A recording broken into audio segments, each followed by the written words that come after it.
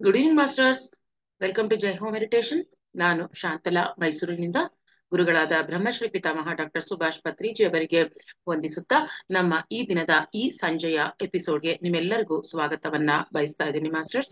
So ಇವತ್ತು ನಮ್ಮೆಲ್ಲರಿಗೂ ಒಂದು ಜ್ಞಾನವನ್ನ ಹಂಚಕ್ಕೆ ಬಂದಿರುವವರು ಶ್ರೀಮತಿ ಲಲಿತಾ ಕಂದಗಲ್ ಮೇಡಮ್ ಅವರು ಗಂಗಾವತಿಯಿಂದ. ನಿಮ್ಮೆಲ್ಲರಿಗೂ ತಿಳಿದಿರೋ ಹಾಗೆ ನಾವು ಪ್ರತಿ ತಿಂಗಳು ಈ ಧ್ಯಾನ ಕಸ್ತೂರಿ ಮ್ಯಾಗಝಿನ್ ಬಗ್ಗೆ, ಅದರಲ್ಲಿ ಆ ತಿಂಗಳು ಏನೆಲ್ಲ ಬಂದಿದೆ ಅನ್ನೋದ್ರಲ್ಲಿ ಒಂದು ಪಕ್ಷಿ ನೋಟ ಕೊಡ್ತಾ ಇರ್ತಾರೆ ಮೇಡಮ್ ಅವರು. ಹೆಸರಿಗೆ ಪಕ್ಷಿ ನೋಟ, ಆದ್ರೆ ಆಲ್ಮೋಸ್ಟ್ 80% ಅವರು ಕವರ್ ಮಾಡ್ಬಿಡ್ತಾರೆ. ಆ ಇರೋ ಟೈಮಲ್ಲಿ ಅಷ್ಟು ಕವರ್ ಮಾಡ್ತಾರೆ ಮೇಡಮ್. ಅಲ್ಲಿ ಸಹ ಸಂಪಾದಕರಾಗಿ ಕೆಲಸ ಮಾಡ್ತಾ ಇದ್ದಾರೆ. ಅದ್ಭುತವಾದ ಅವರ ಸೇವೆಯನ್ನ ನಮ್ಮ PSSM ಅಲ್ಲಿ ಮಾಡ್ತಾ ಬಂದಿದ್ದಾರೆ. ಸೊ ಅವರಿಗೆ ಮತ್ತು ನಿಮ್ಮೆಲ್ಲರಿಗೂ ಗೊತ್ತೇ ಇದೆ ಸಾಕಷ್ಟು. ಸೊ ಹಾಗಾಗಿ ನಾನು ಇನ್ನ ಜಾಸ್ತಿ ಪರಿಚಯವನ್ನ ಅವ್ರ ಬಗ್ಗೆ ಮಾಡ್ತಾ ಇಲ್ಲ. ಗೊತ್ತಿದ್ದಾರೆ ಅವರು ಚಿರಪರಿಚಿತರು ಎಲ್ರಿಗೂನು. ಸಾಕಷ್ಟು ವೆಜಿಟೇರಿಯನ್ ರ್ಯಾಲಿಗಳನ್ನ ಮಾಡ್ತಾ ಇರ್ತಾರೆ, ಧ್ಯಾನ ಪ್ರಚಾರವನ್ನ ಮಾಡ್ತಾ ಇರ್ತಾರೆ, ಧ್ಯಾನ ಕಸ್ತೂರಿಲ್ ವರ್ಕ್ ಮಾಡ್ತಾ ಇರ್ತಾರೆ. ಎಷ್ಟೋ ಅವ್ರದ್ದು ಹೇಳ್ತಾ ಹೋದ್ರೆ ಸಾಕಷ್ಟು ಈ ಒಂದು ಸೇವೆ ಅನ್ನೋದು PSSM ಅಲ್ಲಿ ಅಷ್ಟು ಅದ್ಭುತವಾದ ಸೇವೆಯನ್ನ ನಿಸ್ವಾರ್ಥವಾಗಿ ಮಾಡ್ತಾ ಇರೋರು ಲಲಿತಾ ಕಂದಗಲ್ ಮೇಡಮ್ ಅವರು. ಸೊ ಅವರಿಗೆ ನಮ್ಮ ವೇದಿಕೆಯ ಪರವಾಗಿ ಸ್ವಾಗತವನ್ನ ಬಯಸೋಣ. Welcome madam, welcome and over to you. Thank you. ಪ್ರೀತಿಪೂರ್ವಕ ನಮಸ್ಕಾರಗಳು ಎಲ್ರಿಗೂ.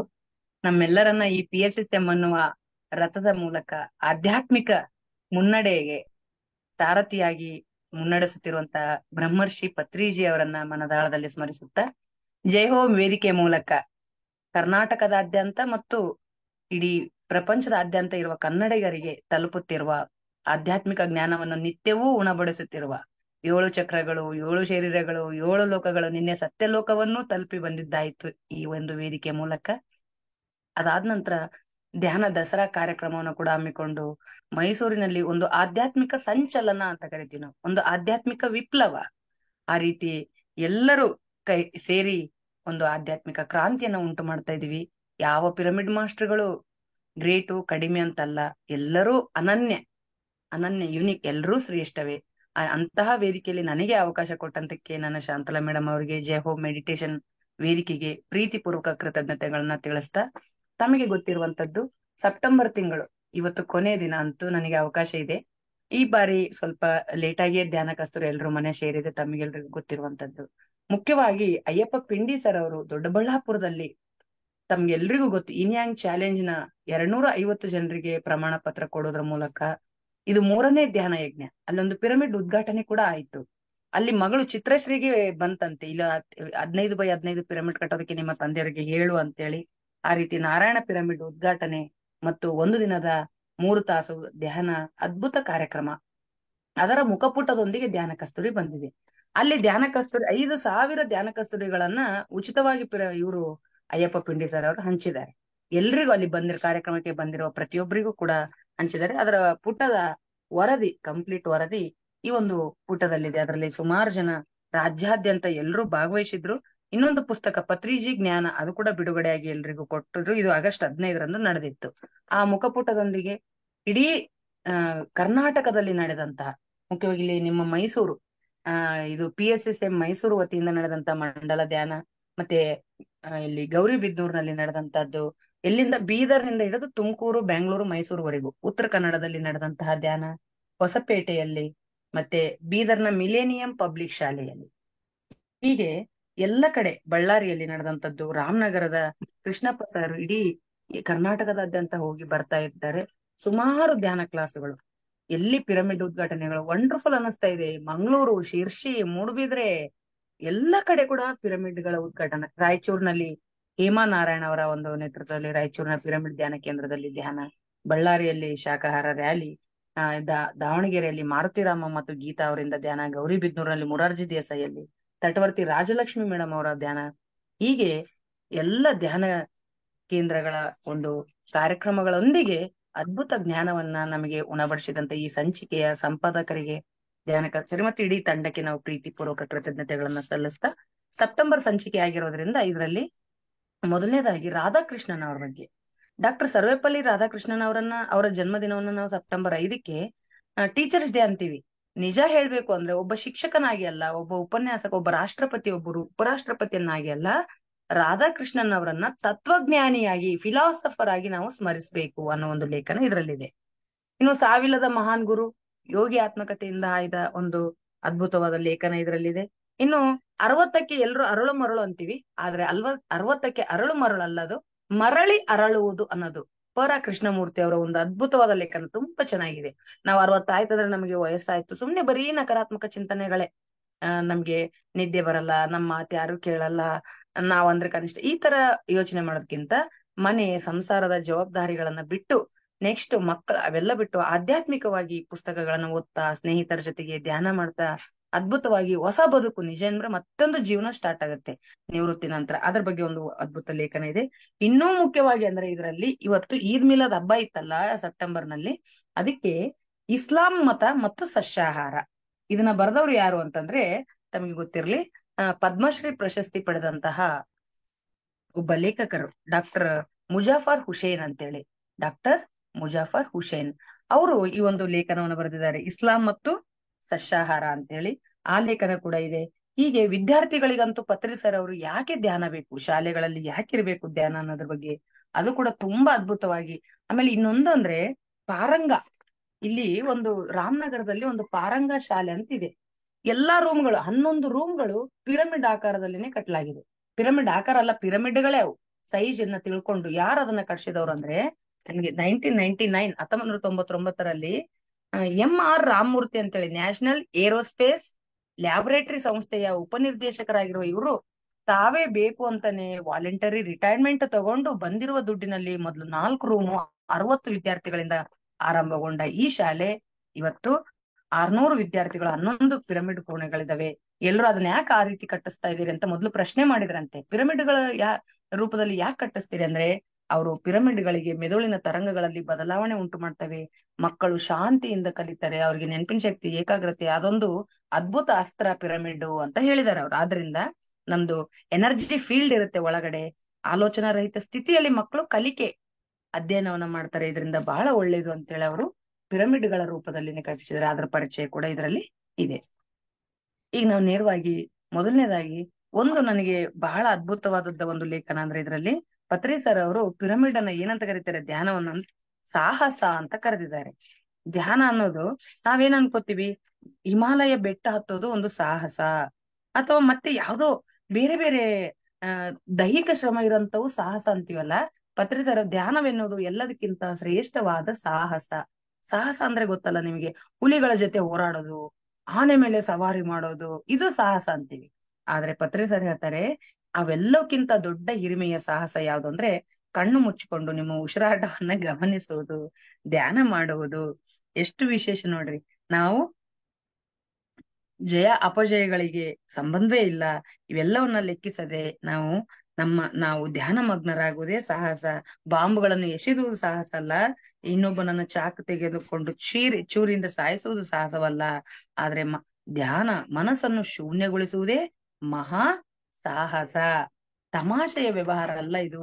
ಕಣ್ಣನ್ನು ಮುಚ್ಚಿ ಧ್ಯಾನ ಮಾಡೋದಂದ್ರೆ ಇದೇ ನಿಜವಾದ ಸಾಹಸ ಅಂತ. ಹಾಗಾದ್ರೆ ನಾವು ಅಂತ ಸಾಹಸವನ್ನ ದಿನಾಲೂ ಮಾಡ್ತಾ ಇದೀವಿ. ಆ ಎಲ್ಲ ಸಾಹಸಿಗರಿಗೆ ಒಂದು ಸಲಾಮು ಅಂತ ಹೇಳ್ತಾ, ಇನ್ನೊಂದು ಇಲ್ಲಿ ಸುಭಾಷ್ ಚಂದ್ರ ಬೋಸ್ ಮತ್ತೆ ಸುಜಾತಾ ಬೋಸ್ ತಮ್ಮ 48ನೇ ವಾರ್ಷಿಕೋತ್ಸವನ್ನ ಬರೀ ಧ್ಯಾನ ಕಾರ್ಯಕ್ರಮದ ಮೂಲಕ ಮಾಡಿದ್ದಾರೆ. ಇದರಲ್ಲಿ ಬ್ರಹ್ಮರ್ಷಿ ಪ್ರೇಮ್ನಾಥ್ ಸರ್ ಅವರು, Valli madam, Shalini, Shantalakshmi madam, Chandramohan sir, Janardan Gupta, Sridevi, ಹೀಗೆ ಹಲವಾರು ಜನ ಭಾಗವಹಿಸಿದ್ದಾರೆ. ಅವರು 1 ವರ್ಷದಿಂದ ನಿರಂತರವಾಗಿ ಬೆಂಗಳೂರಿನಲ್ಲಿ ಧ್ಯಾನ ಕಾರ್ಯಕ್ರಮ ಮಾಡ್ತಾ ಇದ್ದಾರೆ. ಈಗ 11 ವಾರದಿಂದ ಅಪಾರ್ಟ್ಮೆಂಟಿನ ಆವರಣದಲ್ಲಿ ಮಾಡ್ತಾ ಇದ್ದಾರೆ. ನಾವು ಅದಕ್ಕೆ ವಿವಾಹ ವಾರ್ಷಿಕೋತ್ಸವಗಳನ್ನ ಮತ್ತೆ ನಾಮಕರಣ, ಮದುವೆ ಯಾವ್ದೇ ಇರ್ಲಿ, ಆ ಧ್ಯಾನದ ಮೂಲಕ ಆರಂಭ, ಧ್ಯಾನದ ಮೂಲಕ ಈ ರೀತಿಯಲ್ಲಿ ಧ್ಯಾನ ಪರಿಚಯಿಸುವ ವೇದಿಕೆಗಳಾದ್ರೆ ಇನ್ನೂ ಒಳ್ಳೇದು ಅಂತ ಹೇಳ್ತಾ ಇದೀನಿ. ಇನ್ನು ಇಲ್ಲಿ ಶಾಂತಿ ಧರ್ಮ ಅಂತೇಳಿ, ನಿಮ್ಗೆ ಗೊತ್ತು, ಸರ್ ಅವರು ಹೇಳಿದಂತಹ 9 ಧರ್ಮಗಳಲ್ಲಿ 9 ಧರ್ಮಗಳಲ್ಲಿ ಶಾಂತಿ ಧರ್ಮವನ್ನ ಈ ಬಾರಿ ಪರಿಚಯಿಸಲಾಗಿದೆ. ಅಲ್ಲಿ ಏನಿದೆ ಅಂದ್ರೆ, ಯಾವಾಗ್ಲೂ ಮನಸ್ಸನ್ನ ಶಾಂತವಾಗಿ ಇಟ್ಕೋಬೇಕು ನಾವು, ಸಮಾಧಾನವಾಗಿ. ಇದ್ರಲ್ಲಿ ಅವರು ಒಂದ್ ಮಾತು ಹೇಳಿದ್ದಾರೆ, ನಾವು ಕ್ಯೂನಲ್ಲಿ ನಿಂತ್ರೆ ಶಾಂತವಾಗಿರ್ಬೇಕು, ಧ್ಯಾನ ಮಹಾಚಕ್ರದಲ್ಲಿ ಭಾಗವಹಿಸಿದ್ರೆ ಶಾಂತವಾಗಿರ್ಬೇಕು. ಮತ್ತೇನ್ ಹೇಳ್ತಾರೆ ಅಂತಂದ್ರೆ, ನಾವು ಧ್ಯಾನ ಮಾಡುವಾಗ ಅಷ್ಟೇ ಶಾಂತ ಅಲ್ಲ, ಊಟ ಮಾಡುವಾಗ, ಮಾತನಾಡುವಾಗ, ಮತ್ತೆ ನಿದ್ರಿಸುವಾಗ ಸರಿಯಾಗಿ ನಿದ್ರಿಸಬೇಕು. ಹೀಗೆ ಪ್ರತಿಯೊಂದು ಸರಿಯಾಗಿ ಮಾಡುವುದೇ ಧರ್ಮ. ಅದೇ ಅಂತೇಳಿ ಹೇಳ್ತಾ, ಧರ್ಮ ಅನ್ನುವುದು ತಿಳ್ಕೋಬೇಕು, ಮನಸ್ಸನ್ನು ಶಾಂತಿಯಿಂದ ಇಟ್ಟುಕೊಳ್ಬೇಕು, ಆಗಲೇ ನಿಮಗೆ ಧರ್ಮ ಅಂದ್ರೆ ಏನು ಅಂತ ಅರ್ಥವಾಗುತ್ತದೆ ಅಂತ ಹೇಳ್ತಾ ಇಲ್ಲಿ ಒಬ್ಬ ಗ್ರೇಟ್ ಮಾಸ್ಟರ್ ಗುಡ್ಜೀವ್ ಅಂತ ಒಬ್ರಿದ್ದಾರೆ. ಗುಡ್ಜೀಫ್ ಏನ್ ಹೇಳ್ತಾನಂದ್ರೆ ತನ್ನ ಮಗನನ್ನ ಕರೆದು ಕೊನೆ ತಾವು 11ನೇ ವಯಸ್ಸಿನಲ್ಲಿದ್ದಾಗ ಒಂದ್ ಪಾಠ ಹೇಳ್ತಾರೆ. ಮರಣಶೈಲಿಯಲ್ಲಿ ನಾನು ಹೋಗ್ಬೇಕು, ಅವಾಗೆ ನಿನಗೆ ಯಾರ ಮೇಲೆ ಆದ್ರೂ ಸಿಟ್ಟು ಬಂತು, ನಿನಗೆ ಬಡಿಬೇಕನ್ಸಿತ್ತು, ಹೊಡಿಬೇಕನ್ಸಿತ್ತು, ಅವನ್ನ ಕೊಲ್ಲಬೇಕನ್ಸಿತ್ತಂದ್ರೆ ನೀನು ಕೊಂದು ಬಿಡು, ಬೈ ಒಡಿ. ಆದ್ರೆ ಆತ ಅಂದಾಗ ಅಲ್ಲ, 24 ಗಂಟೆಗಳು ಒಂದು ದಿನ ಸುಮ್ನೆ ಇರ್ಬೇಕು ನೀನ್ ಶಾಂತವಾಗಿ, ಆಮೇಲೆ ನಿನಗೆ ಆತಿಗೆ ಏನ್ ಮಾಡ್ಬೇಕನ್ಸಿತ್ತು ಅದು ಮಾಡು. ಅಂದ್ರೆ ಅಲ್ಲಿವರೆಗೆ ನಮ್ಮ ಮನಸ್ಸು ಶಾಂತಿ ಆಗಿರ್ತದೆ. ಬುದ್ಧನ ಕಥೆಯನ್ನು ಹೇಳಿದರೆ, ಬುದ್ಧ ಒಬ್ಬನ ಹತ್ರ ಭಿಕ್ಷೆ ಕೇಳಿದಾಗ ನಿನ್ನ ಗಟ್ಟಿಮುಟ್ಟಿ ಆಗಿದೆಯಾ, ನಿನಗೆ ಏನಾಗಿದೆ, ದುಡಿದು ತಿನ್ನೋಕೆ, ಹೀಗೆ ನಿರಂತರವಾಗಿ ಬೈತಾ ಇದ್ರೆ ಶಿಷ್ಯರಿಗೆಲ್ಲ ಸಿಟ್ಟು ಬರುತ್ತಂತೆ. ಸಿಟ್ಟು ಬಂದು ನಮ್ಮ ಗುರುಗಳನ್ನ ಈ ರೀತಿ ಬೈತಾ ಇದ್ದಾನಂತ ಅವ್ರು ಅಡ್ಡ ಪ್ರವೇಶ ಮಾಡಿದ್ರೆ ಬುದ್ಧ ಹೇಳ್ತಾರೆ, ನೀವು ಸುಮ್ನೆ ಇರಿ ದಯವಿಟ್ಟು, ಅವ್ನ್ ಬೈಲಿ ಅಂತೇಳಿ ಸುಮಾರು ಅರ್ಧ ಗಂಟೆ ಬೈದ್ಮೇಲೆ ಅತಿಗೆ ಸಾಕಾಗಿ ತಗೋ ನಾಕಾಣೆ ಅಂತ ಕೊಡಕ್ ಹೋದಾಗ ಬುದ್ಧರು ಅದನ್ನ ಬೇಡ ಅಂತಾರೆ. ಇಷ್ಟೊತ್ತು ಕೇಳಿದೆ ಈಗ ಯಾಕೆ ತಿರಸ್ಕರಿಸಿದೆ ಅಂದ್ರೆ, ಅದು ನನ್ನಿಷ್ಟ, ತೆಗೆದುಕೊಳ್ಳುವುದು ಬಿಡುವುದು ನನ್ನಿಷ್ಟ, ನೀವು ಕೊಟ್ಟಿರೋ ಬೈಗುಳಗಳನ್ನೂ ನಾನು ತೆಗೆದುಕೊಳ್ಳಲಿಲ್ಲ. ಅಂದ್ರೆ ಇಷ್ಟು ಶಾಂತತೆ ಬುದ್ಧನಿಗೆ ಸಾಧ್ಯವಾಗಿದೆ. ಅಷ್ಟು ಸುಲಭ ಅಲ್ಲ ನಮಗೆ, ಆದರೆ ಸಾಧನೆಯಿಂದ ಸಾಧ್ಯ. ಇನ್ನು 11 ದಿನಗಳ ಕಾಲ ಮಂಡಲ ಧ್ಯಾನ ಇಲ್ಲಿ ಮುತ್ತುರಾಜ ದಂಪತಿಗಳವರು ಮುಗಿಸ್ಕೊಂಡಿದ್ದಾರೆ. ಅದಕ್ಕೆ ಕೂಡ ವರದಿ ಇದೆ ಇದರಲ್ಲಿ. ಇನ್ನು ನೆಕ್ಸ್ಟ್ ಇದರಲ್ಲಿ ಇನ್ನೊಂದು ಲೇಖನ ಅಂದ್ರೆ ಆಗ್ಲೇ ಹೇಳಿದೆ, ಇಸ್ಲಾಂ ಮತ್ತು ಸಸ್ಯಾಹಾರ. ಇಲ್ಲಿ ಇಸ್ಲಾಂ ಮತ್ತು ನಾವಂದ್ರೆ ಇಲ್ಲಿ ಮೇಡಮ್ ಮುಸ್ಲಿಮರಿಗೂ ಶಾಂತಿಗೂ ಸಂಬಂಧವೇ ಇಲ್ಲ ಅಂತ ನಾವ್ ಅನ್ಕೊಂಡಿದೀವಿ. ಆದರೆ ಇವರು ಡಾಕ್ಟರ್ ಮುಜಾಫರ್ ಹುಸೇನ್ ಇವರು ಆಕ್ಚುಲಿ ಇದು ತೆಲುಗು ಮತ್ತು ಇಂಗ್ಲಿಷ್ ನಲ್ಲಿ ಬುಕ್ ಲಭ್ಯ ಇದೆ, ಕನ್ನಡದಲ್ಲಿ ಇಲ್ಲ, ಒಂದು ಭಾಗ ಮಾತ್ರ ಭಾಷಾಂತರ ಮಾಡಿ ಹಾಕ್ಲಾಗಿದೆ. ಇಲ್ಲಿ ಇಸ್ಲಾಂ ಮತ್ತು ಅಹಿಂಸೆ ಮತ್ತು ಶಾಂತಿ ಬೀಜಗಳ ಮೇಲೆ ಆಧಾರ ಪಟ್ಟಿದೆ. ಆದ್ರೆ ಪ್ರಪಂಚದಲ್ಲಿ ಯಾವುದೇ ಮತ, ಆ ಮತವು ಪ್ರಬೋಧಿಸುವ ಮೋಕ್ಷ ಅನ್ನೋದು, ಅಹಿಂಸೆ ಶಾಂತಿ ಅನ್ನೋದು ಇಲ್ಲದೆ ಇದ್ದರೆ ಆ ಮತ ಆ ಧರ್ಮ ಬದುಕುವುದಕ್ಕೆ ಸಾಧ್ಯನೇ ಇಲ್ಲ. ಆಮೇಲೆ ಕುರಾನಿನ ಆಳವಾದ ಜ್ಞಾನ ಅಧ್ಯಯನ ಮಾಡಿದರೆ, ಮಹಮ್ಮದ್ ಪ್ರವಕ್ತರ ಜೀವನವನ್ನ ಆಳವಾಗಿ ತಿಳಿದುಕೊಂಡರೆ ಅಹಿಂಸೆ ಮತ್ತು ಶಾಂತಿ ಅನ್ನೋದು ಸುಸ್ಪಷ್ಟವಾಗಿ ನಮಗೆ ದರ್ಶನ ಆಗುತ್ತೆ. ಇನ್ನೊಂದು ತಮಗೆ ಗೊತ್ತಿರ್ಲಿ, ಇಲ್ಲಿ ಆ ಇಸ್ಲಾಂನಲ್ಲಿ ಅಹಿಂಸೆ ಮತ್ತು ಶಾಂತಿ ಇರೋದ್ರಿಂದಾನೇ ಸುಮಾರು 2800 ವರ್ಷಗಳಾದರೂ ಆ ಒಂದು ಧರ್ಮ ಬದುಕಲು ಸಾಧ್ಯವಾಗಿದೆ, ಜೀವಿಸೋದಕ್ಕೆ ಸಾಧ್ಯವಾಗಿದೆ. ಇಸ್ಲಾಂ ಜನ್ಮ ತಾಳಿದ ಪ್ರಾಂತ್ಯದಲ್ಲಿ ಭೌಗೋಳಿಕ ಪರಿಸ್ಥಿತಿಗಳ ಕಾರಣ ಮಾಂಸಾಹಾರ ಅನಿವಾರ್ಯವಾಗಿತ್ತು. ಆದರೆ ಇಸ್ಲಾಂನ ಪ್ರಾಥಮಿಕ ಉದ್ದೇಶ ಅದಲ್ಲ. ಶಾಂತಿ, ಅಹಿಂಸೆ ಈ 2 ಪದಗಳ ಅಡಿಯಲ್ಲಿನೇ ಅದು ಹುಟ್ಟಿರುವಂತದ್ದು. ಅವರು ಆಕ್ಚುಲಿ ಅದರಲ್ಲಿ ಹೇಳ್ತಾರೆ, ಅವರು ಅಣ್ವಸ್ತ್ರಗಳು, ಕ್ಷಿಪಣಿಗಳು, ಮಾರಕಾಯುಧಗಳನ್ನು ಎತ್ತಿತ್ತು ತೋರಿಸುತ್ತಿವೆ ಈ ದಿನ. ಇಂಥ ಸಂದರ್ಭದಲ್ಲಿ ನಿಜವಾಗ್ಲೂ ಇಸ್ಲಾಂನ ಸರಿಯಾದ ಅರ್ಥ ತಿಳಿದುಕೊಳ್ಳಬೇಕಾಗಿದೆ. ನೈತಿಕತೆ, ಆಧ್ಯಾತ್ಮಿಕತೆ ಅಂದ್ರೆ ತಿರ್ಕೋಬೇಕು ಅಂತೇಳಿ ಅಲ್ಲಿ ಹೇಳ್ತಾರೆ, ನಮ್ಮನ್ನು ಮುಕ್ತ ಲಲಲ್ಲಾಹ ಅಂತ ಏನ್ ಹೇಳ್ತೀವಲ್ಲ, ಅದನ್ನ ಲಲಲ್ಲಾಹ ಅಂದ್ರೆ ಅರ್ಥ ಏನು, ನಮ್ಮನ್ನು ಮುಕ್ತ ಸ್ಥಿತಿಯವರೆಗೆ ಯಾವುದು ಕರೆದುಕೊಂಡು ಹೋಗುತ್ತದೆಯೋ ಅದೇ ನಿಜವಾದ ಧರ್ಮ. ಅಂದ್ರೆ ಮುಕ್ತಿಯ ಕಡೆ, ಮೋಕ್ಷದ ಕಡೆ, ಶಾಂತಿಯ ಕಡೆ. ಇಲ್ಲಿ ನೋಡ್ರಿ, ಲಾ ಇಲಲ್ಲಾಹ ನೋಡ್ರಿ, ನಾವು ಈ ಮುಸ್ಲಿಂ ಪ್ರಾರ್ಥನೆ ಮಾಡುವಾಗ ಅವ್ರ ಏನಂತಾರೆ, ಲಾಯ್ ಇಲಲ್ಲಾಹ ಎಂದರೆ ಮೊಹಮ್ಮದ್ ಪ್ರವಕ್ತ ಅವ್ರು ಏನ್ ಹೇಳ್ತಾರೆ ಅವಗಾಹನೆ ಪ್ರಕಾರ, ಇದು ಪ್ರಾಥಮಿಕ ರೂಪ ಇಸ್ಲಾಂನ ಪ್ರಾರ್ಥನೆಯಲ್ಲಿ. ಇದರರ್ಥ ಸೃಷ್ಟಿಕರ್ತ ಸ್ವರೂಪನಾದ ಆತ್ಮ ಬಿಟ್ಟರೆ ಅನ್ಯಥಾ ಬೇರೆ ದೈವ ಇಲ್ಲ. ಅಂದ್ರೆ ಒಬ್ಬನೇ ದೇವರು, ಏಕೈಕ, ಅದೇ ಮೂಲ ಚೈತನ್ಯ, ಒಂದೇ ಅನ್ನೋದು. ನಾವೆಲ್ಲರೂ ಒಂದೇ, ಎಲ್ಲರಲ್ಲಿರುವ ಚೈತನ್ಯವು ಒಂದೇ. ಇದನ್ನೇ ಅದ್ವೈತ ಅಂತ ಶಂಕರಾಚಾರ್ಯರು ಹೇಳಿದ್ರು. ಇದನ್ನೇ ಏಕತ್ವ ಅಂತ ಕರಿತೀವಿ ನಾವು. ಈ ಪ್ರಾಣಿ ಪಕ್ಷಿ, ನನ್ನಲ್ಲಿ ನಿಮ್ಮಲ್ಲಿ ಎಲ್ಲರೂ ಬೇರೆ ಅಲ್ಲ, ನಮ್ಮೆಲ್ಲರಲ್ಲಿರೋದು ಒಂದೇ ಚೈತನ್ಯ ಅನ್ನೋದೇ ಲಾ ಇಲಲ್ಲಾಹ. ನಾನು ಬೇರೆ, ಪಕ್ಕದವನು ಬೇರೆ, ನನ್ನ ದೇಶ ಬೇರೆ, ಆ ದೇಶ ಬೇರೆ, ಇದೆ ಅಲ್ಲ. ನಾವೆಲ್ಲರೂ ಆಕ್ಚುಲಿ ನಿಜವಾಗ್ಲೂ ಒಂದೇ, ಏಕತೆಯೇ ಸತ್ಯ ಅಂತ ಹೇಳ್ತಾ ಇದ್ದಾರೆ. ಇನ್ನು ನಮಾಜ್ ಅಂದ್ರೆ ಪ್ರಾರ್ಥನೆ. ಇಲ್ಲಿ ನಮ್ ಅವಾಜ್ ಅಂದ್ರೆ ಶಬ್ದವಿಲ್ಲದೆ ಇರುವುದು. 2 ರೀತಿಯ ಶಬ್ದಗಳು, ಬಾಯಿಯಲ್ಲೂ ಶಬ್ದ ಇರಬಾರದು ಮತ್ತು ಮನಸ್ಸಿನಲ್ಲಿಯೂ ಶೂನ್ಯ ಇರಬೇಕು, ಮನಸ್ಸಿನಲ್ಲಿಯೂ ಶಬ್ದ ಇರಬಾರದು. ಅದೇ ನಮಾಜ್ ಅಂದ್ರೆ ನಮ್ ಅವಾಜ್. ನೋಡ್ರಿ, ಎಷ್ಟು ನಮ್ ಧ್ಯಾನನೂ ಅದೇ, ನಮಾಜ್ ಅಂದ್ರು ಅದೇ, ಶಬ್ದ ಇರ್ಲಾರ್ದೆ ಇರೋ ಮನಸ್ಸಿನಲ್ಲಿ ಅಂತೇಳಿ. ಇನ್ನು ಅಸಲ್ಲಾಯುವ ಅಲ್ಲುಕುಂ ಅಲ್ಲಹೋ ಅಕ್ಬರ್ ಅಂದ್ರೆ ಇಸ್ಲಾಂನ ಒಟ್ಟಾರೆ ಸಂರಕ್ಷಣೆ ಇಡಿಯಾಗಿ ನೋಡಿದರೆ, ನೀನೂ ಜೀವಿಸು, ಹಾಗೆಯೇ ಸಮಸ್ತವನ್ನು ಸರ್ವವನ್ನು ಜೀವಿಸಲು ಬಿಡು. ನೋಡ್ರಿ ಅದ್ರೊಳಗೆ ಐತಿ, ಅಸಲ್ಲಾಯುವ ಅಲ್ಲುಕಂ ಅಲ್ಲಹೋ ಅಕ್ಬರ್ ಅಂದ್ರೆ ನೀನು ಜೀವಿಸು ಎಲ್ಲರನ್ನು, ಅಂದ್ರೆ ಮಹಾವೀರ ಏನ್ ಹೇಳಿದಾರಲ್ಲಿ ಜೀವಿಸಲು ಬಿಡು ಅಂತೇಳಿ, ಅದನ್ನೇ ಇಸ್ಲಾಂ ಧರ್ಮ ಕೂಡ ಹೇಳುತ್ತೆ. ಎಂತ ವಿಚಿತ್ರ ನೋಡ್ರಿ. ಆದ್ರೆ ಆಚರಣೆಯಲ್ಲಿ ಇಲ್ಲ. ಇನ್ನು ರಂಜಾನ್ ತಿಂಗಳು ಬಂದಾಗ ಅವಾಗ ಏನ್ ಮಾಡ್ತಾರಂದ್ರೆ, ಒಂದು ತಿಂಗಳ ಕಾಲ ಮೊಹಮ್ಮದ್ ಅವ್ರು ಏನ್ ಮಾಡಿದ್ರಂದ್ರೆ, ಊಟ ಅನ್ನ ಪಾನೀಯಗಳನ್ನ ಬಿಟ್ಟು ಸಂಪೂರ್ಣ ಮನಸ್ಸನ್ನ, ನಫ್ ಅಂತಾರ ಅವ್ರು, ನಫ್ಸ್ ಅಂದ್ರೆ ಚಿತ್ತ, ಭ್ರಮೆಗಳಿಂದ ಹೊರ ಬರ್ಬೇಕು ಅಂತ ಉಪವಾಸ ಮಾಡಿದ್ರಂತೆ. ಅದನ್ನೇ ಅವ್ರು ಉಪವಾಸ ಮಾಡೋದು. ನಾವು ಕೂಡ ಉಪವಾಸ ಮಾಡಿ ಧ್ಯಾನ ಮಾಡ್ಬೇಕು ಅಂತ ಹೇಳ್ತೀವಲ್ಲ. ಇದರಿಂದ ಮೋಕ್ಷ, ಲಾಲ್ ಫ್ಲಾಹ ಅಂತಂದ್ರೆ ಮೋಕ್ಷ ಸಿಗುತ್ತೆ. ಮತ್ತು ಸೃಷ್ಟಿಕರ್ತನೊಂದಿಗೆ, ಆ ಮಹಾ ಚೈತನ್ಯದೊಂದಿಗೆ ಅನುಸಂಧಾನವಾಗ್ತೀವಿ. ಊಟ ನೀರನ್ನ ಬಿಟ್ಟು ನಮಾಜ್ ಮಾಡಿದಾಗ, ಆಹಾರಗಳನ್ನ ಬಿಟ್ಟು ನಮಾಜ್ ಮಾಡಿದಾಗ ನಾವು ಮೂಲ ಚೈತನ್ಯದೊಂದಿಗೆ ಅನುಸಂಧಾನ ಆಗ್ತೀವಿ ಅನ್ನೋದೇ ರಂಜಾನ್ ಹಬ್ಬ. ಆತ್ಮ ಪುನರುಜ್ಜೀವನ ರಂಜಾನ್ ಅಂದ್ರೆ. ಹೀಗೆ ಜಕಾತ್ ಅಂತ ಬರುತ್ತೆ. ಜಕಾತ್ ಅಂದ್ರೆ ದಾನ. ಕಡ್ಡಾಯವಾಗಿ ಅವರು ಈ ರಂಜಾನ್ ಹಬ್ಬದಲ್ಲಿ ಎಷ್ಟೇ ಬಡವರಿದ್ರು ತಮ್ಮಲ್ಲಿರುವ ಸಂಪತ್ತಿನ ಸ್ವಲ್ಪ ಭಾಗವನ್ನ ದಾನ ಕೊಡ್ತಾರೆ. ಅದಕ್ಕೆ ನೋಡ್ರಿ, ನಾವು ಕೂಡ ಇಂತ ರ್ಯಾಲಿಗಳಿಗೆ, ಪಿರಮಿಡ್ ನಿರ್ಮಾಣಕ್ಕೆ ಮತ್ತು PMCಗೆ, ಪಿರಮಿಡ್ ವ್ಯಾಲಿಗೆ ಕೊಡ್ತಾನೆ ಇರ್ತೀವಿ.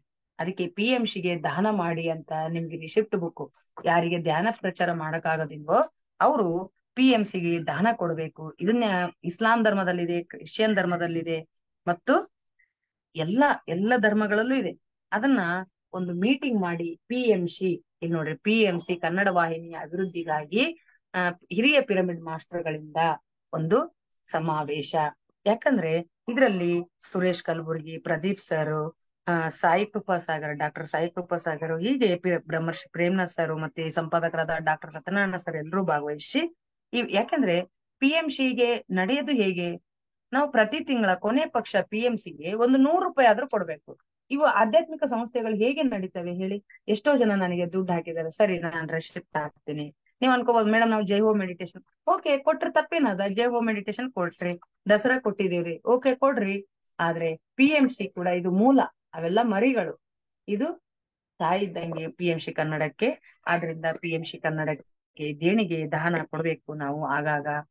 ಆಗಾಗಲ್ಲ, ಪ್ರೇಮ್ನಾಥ್ ಸರ್ ಬಂದಾಗಂತೂ ಪ್ರತಿ ತಿಂಗಳ ₹100 ಅಂತ ಕೊಟ್ಬಿಡಿ, 50, 100 ಆತರ ಇಟ್ಕೊಳ್ರಿ, ನಿಮಗೆ ಎಷ್ಟೋ ಖರ್ಚು ಮಾಡ್ತಿರ್ತೀರಿ ಹಾಗೆ ಅಂತೇಳಿ. ಇನ್ನು ಪತ್ರಿಜೀವಾಣಿಯಲ್ಲಿ ಧ್ಯಾನ ಅಂದ್ರೆ ಬಹಳ ಅದ್ಭುತ. ಧ್ಯಾನ ಜೀವನವೇ ಧರ್ಮ ಜೀವನ ಅಂತ ಕೊಟ್ಟಿದ್ದಾರೆ. ಇದರಲ್ಲಿ ಏನಿದೆ ಅಂದ್ರೆ, ಧ್ಯಾನ ಮಾಡುವವರು ದೇವರುಗಳು, ದೇವತೆಗಳು. ಧ್ಯಾನದ ಮೂಲಕವೇ ನಮಗೆ ಧ್ಯಾನಾಮೃತ ಲಭಿಸುತ್ತದೆ. ಜ್ಞಾನದ ಮಹತ್ವ ಧ್ಯಾನಿಗೆ ಮಾತ್ರ ಗೊತ್ತು. ಅಹಂಕಾರವೆನ್ನುವ ಗಾಳಿ ಬೀಸಿದರೆ ನಮಗೆ ಜ್ಞಾನ ಎನ್ನುವ ದೀಪ ಆರಿ ಹೋಗುತ್ತದೆ. ಹೀಗೆ ಧ್ಯಾನದ ಬಗ್ಗೆ ಮೃತ್ಯುವನ್ನು ಜಯಿಸಿದವನೇ ಧ್ಯಾನಿ. ಅವ್ರಿಗೆ ಸರ್ ಎಲ್ಲದಕ್ಕಿಂತ ಶ್ರೇಷ್ಠ, ಆಗ್ಲೇ ಧ್ಯಾನವೇ ಸಾಹಸ ಅಂದ್ರಲ್ಲ, ಎಲ್ಲದಕ್ಕಿಂತ ಶ್ರೇಷ್ಠ ಧ್ಯಾನನೇ ಹೇಳ್ತಾರೆ, ಇನ್ನೇನು ಬೇರೆ ಏನಿಲ್ಲ. ಅವರೇ ಹೇಳ್ತಾರೆ, ಹಠದಿಂದ ಕೃಷಿ ಮಾಡಿದರೆ ಏನನ್ನು ಬೇಕಾದರೂ ಸಾಧಿಸಬಹುದು, ಯಾವುದನ್ನು ಸಾಧಿಸಬಹುದು. ಹಾಗೆ ಧ್ಯಾನದಲ್ಲಿ ಕೃಷಿ ಮಾಡಿದರೆ ಎಂತ ಸಾಧನೆಯನ್ನಾದರೂ ಅದರಲ್ಲಿ ಜಯ ಲಭಿಸುತ್ತದೆ. ಮತ್ತೆ ಇನ್ನೊಂದು ಹೇಳ್ತಾರೆ ಅವರು, ಈ ಲೋಕದಲ್ಲಿ ತುಂಬಾ ಅಂದವಾದುದು ಪ್ರಕೃತಿಗೆ ಮೀರಿದ ಸೌಂದರ್ಯ ಧ್ಯಾನ. ಹೀಗೆ ಧ್ಯಾನ ಸರ್ವಾಂತರ್ಯಾಮಿ, ಧ್ಯಾನದ ಮೂಲಕವೇ ನಿರ್ವಾಣ ಅಂತ ಹೇಳಿದ್ದಾರೆ. ಇನ್ನು ಇದರಲ್ಲಿ ಸ್ವಾಮಿ ನಾರಾಯಣ ಯತೀಂದ್ರರು ಬಹಳ ಅದ್ಭುತವಾಗಿ ಕೆಲವುಗಳನ್ನ ಹೇಳಿದ್ದಾರೆ. ನಮಗೆ ಗುರುಗಳ ಬಗ್ಗೆ, ಮಾಯೆಯ ಬಗ್ಗೆ ಹೇಳಿದ್ದಾರೆ. ನಮಗೆ ಹೆತ್ತು ಹೊತ್ತು ಸಾಕಿ ಸಲಹಿದ ತಂದೆ ತಾಯಿ ಋಣ ತೀರಿಸಬಹುದು, ಆದ್ರೆ ಗುರುವಿನ ಋಣ ತೀರಿಸಲಾಗದು ಅಂತೇಳಿ. ಆದ್ರೆ ನಿಜ ಹೇಳ್ಬೇಕಂದ್ರ, ಆದ್ರೆ ನಮ್ಮ ಗುರುಗಳು ಹೇಗಿದ್ದಾರೆ ಅಂದ್ರೆ, ನಾನು ಗುರುವೇ ಅಲ್ಲ, ಋಣ ಇಲ್ಲ, ನೀವೆಲ್ಲರೂ ಗುರುಗಳೇ. ನಿಜನೇ, ಒಬ್ರು ಹೇಳಿದ್ರೆ ಇಷ್ಟು ಜನ ಪಿರಮಿಡ್ ಮಾಸ್ಟರ್ಗಳು ಸೃಷ್ಟಿ ಆಗಲ್ಲ ಅಂತೇಳಿ ಎಲ್ರಿಗೂ ಹೇಳೋದಕ್ಕೆ ಹಚ್ಚಿದ್ದಾರೆ. ಆಮೇಲೆ ನಿಜವಾದ ಗುರು ಋಣ ಅಂದ್ರೆ ಇದೇ, ನಾವು ಧ್ಯಾನವನ್ನ, ಅವರ ಜ್ಞಾನವನ್ನ ಎಲ್ರಿಗೂ ಮುಂದಿನ ಜನಾಂಗಕ್ಕೆ ಹಂಚ್ತಾ ಇದ್ವಿ. ಅವರ ಕನಸು, ಅವರ ಸಂಕಲ್ಪನ ನಾವು ಸಾಕಾರಗೊಳಿಸಲಿಕ್ಕೆ ಕಂಕಣಬದ್ಧರಾಗಿ ಕೆಲಸ ಮಾಡ್ತಾ ಇದ್ವಲ್ಲ, ಇದೇ ನಿಜವಾದ ಗುರುವಿನ ಕೆಲಸ ಮಾಡ್ತಾ ಇರೋದು. ಇನ್ನು ಜನನ ಮರಣಗಳ ಮಹಾಸಾಗರದಲ್ಲಿ ಸಿಕ್ಕಿ ಹಾಕಿಕೊಂಡ ಮಾನವರು ತುಂಬಾ ದುಃಖಕ್ಕೆ ಒಳಗಾಗಿದ್ದಾರೆ.